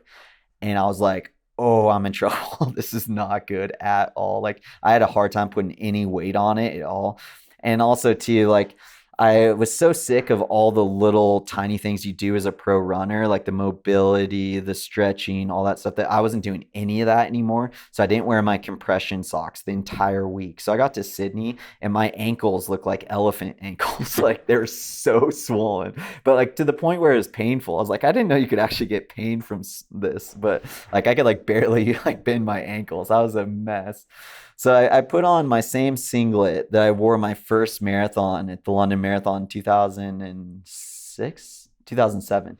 The same singlet I wore in that race. I put it on because I was like, this is my last marathon. Like, this is my goodbye tour here, you know? The same way I went in with a big long run, 15-mile run around Big Bear, I'm going out with a bang too, you know? And never got to say goodbye to the sport. It's like I just like kind of faded out and all of a sudden I was gone and my body wasn't able to run. I never got to say goodbye to the sport that I loved. So this was my chance to say goodbye. And so this last marathon, Manly Beach, we did a mile out, mile back, mile out, Oh mile back God. for the whole marathon. But it was sick though, because it was lit up by the moon, the stars, all that stuff was just blazing. We were running. For some reason, we started like 1 a.m. I was like, why can't we get some more sleep? We're running at 1 a.m. And Was that because it was too hot to run during the day? no, I think Richard's thought process was just he wanted to give people enough time to get it done. It'd be like such a sucky thing to like not finish it within the 7 week period because you had a really bad last The day. So I seven think he day was thinking period. like, yeah, yeah, yeah, the 7 day period. So I think he's just trying to give people as much time as possible. And so it could have been good. Like for me, Yeah. like I kind of needed it that day. I like got a massage in the middle of that, but I went on to find out when I went home and got an MRI that I had a stress reaction in my hip. So massages aren't the best for stress reaction. It doesn't do a whole lot. But yeah, I'll never forget like coming across that finish line. The sun was up at that point. It took me 5.5 hours. It was like the longest, slowest, most painful marathon. It's like every time I put my leg down on that concrete, it's just like getting zinged with like that super sharp pain. But I mean, after you've run 6 marathons in a row, you're like, I'm do whatever it takes to get through this seventh one. Like I'm not stopping now, and I'm never signing up for this trip again. So I got to get it done. So I came across the finish line, and these are just like all like runs that are set up by volunteers. So not like a ton of people there, not like big productions like major marathons, but still super cool. And I came across the finish line and I took off my shoes, left them on the finish line. And it's something I kind of stole from wrestlers, Olympic wrestlers. After they wrestle their last match, they leave their shoes on the mat. It's just kind of the symbolic way of saying like, I've given everything I have to give. And now like this season's over, I'm walking away, leaving my shoes on the mat. So I did that. I walked away barefoot from the finish line. And I was actually, even though it was just kind of like me and a couple other people, got super emotional at that time. I was like tearing up as I was walking back to the hotel just because, running gave me so many gifts. It was so life altering for me. And the most beautiful part of all of it was the people, meeting my wife, my kids, all the people I crossed paths with continue. Like I wouldn't be chatting with you right now, Peter, if it wasn't for that, like that is what I hold most dear from all of the experience. And what's cool about that is like, it doesn't matter what level you run at, like we all get to experience that. You sign up for any race and you're out there with 50,000 amazing people that are on a journey with you, and we get to do it together. So that whole sentiment just like hit me super hard, just saying goodbye to the sport I love. But then, it's been such a beautiful transition though, of like realizing that whole season, it felt like it was for me, like it was my thing that I was going after, seeing how good I can get. But I've since kind of realized like it wasn't just for me. Like everything I learned in that season was meant to be passed down, and it was meant to be shared and meant to help other people. So it kind of launched me into the season of moving into the coaching space, coaching my wife, coaching other athletes in person, starting Run Free training where we coach runners of every single discipline, every level, super slow people, middle school kids, like all the levels. Because like to us, it doesn't matter where you're at, right? We just want to be on the journey with you, and we want to guide you well and help you on your journey. So it was really special to kind of like realize that even all the mistakes that I made, they weren't for naught. I'm on this podcast, I'm able to share it with your listeners, and hopefully they won't make the same mistakes and they'll be better off for it, and that's really kind of like my goal now is like, how can I help people take this thing living to the next, not just running, but living, be happier people. Like I'm far more concerned with my athletes' happiness than I am with how fast they are, right? Like I want them to enter into the good life. And I think running is a way to do that. Lifting can be a way to do that. It adds to that. But more than anything, like I just want them to find joy. Well, Ryan, it's been a joy sitting here talking with you about this, and I hope we get to meet in person one day because I hope we get to work out in person one day. Actually, that would be a ton of fun to lift together, and I'd love to try some of these crazy things you're doing. Not all of them, but I'm really intrigued by the. I wouldn't be able to do it with a fraction of the weight you just described, but the farmers carries up the Grand Canyon. That's something that like I could see wanting to do that one day. The Grand Canyon is such an amazing place to me. I've only been there once, but it's still probably one of the most significant things I've ever done. just the season of my life in which I got to do it, the manner and how we made it physical. And I sort of made it a hiking swimming trip. So I swam in the Colorado River and then in each of the waterfalls on the way up, because, you have like these 4 huge waterfalls that get progressively smaller as you go up. And it was just, I was actually just talking about it with one of my kids last night when I was reading him a story and the Grand Canyon came up and he's like, is that a real place? And I was like, yeah, like this is real, man. And when you guys get a little older, we're going to be going back there. Yeah, you need to bring the kids up. Start doing 20 minutes every other day. I'm sure you have 20 minutes, and we'll go do it together. That'd be so fun. Awesome, man. Well, I really appreciate this time, Ryan, and this was so much fun for me to just kind of be able to pick the brain of one of the world's greatest. I loved it, Peter. Awesome chatting with you, man. Thank you for listening to this week's episode of The Drive. If you're interested in diving deeper into any topics we discuss, we've created a membership program that allows us to bring you more in-depth, exclusive content without relying on paid ads. It's our goal to ensure members get back much more than the price of the subscription. Now, to that end, membership benefits include a bunch of things. 1, totally kick-ass comprehensive podcast show notes that detail every topic, paper, person, thing we discuss on each episode.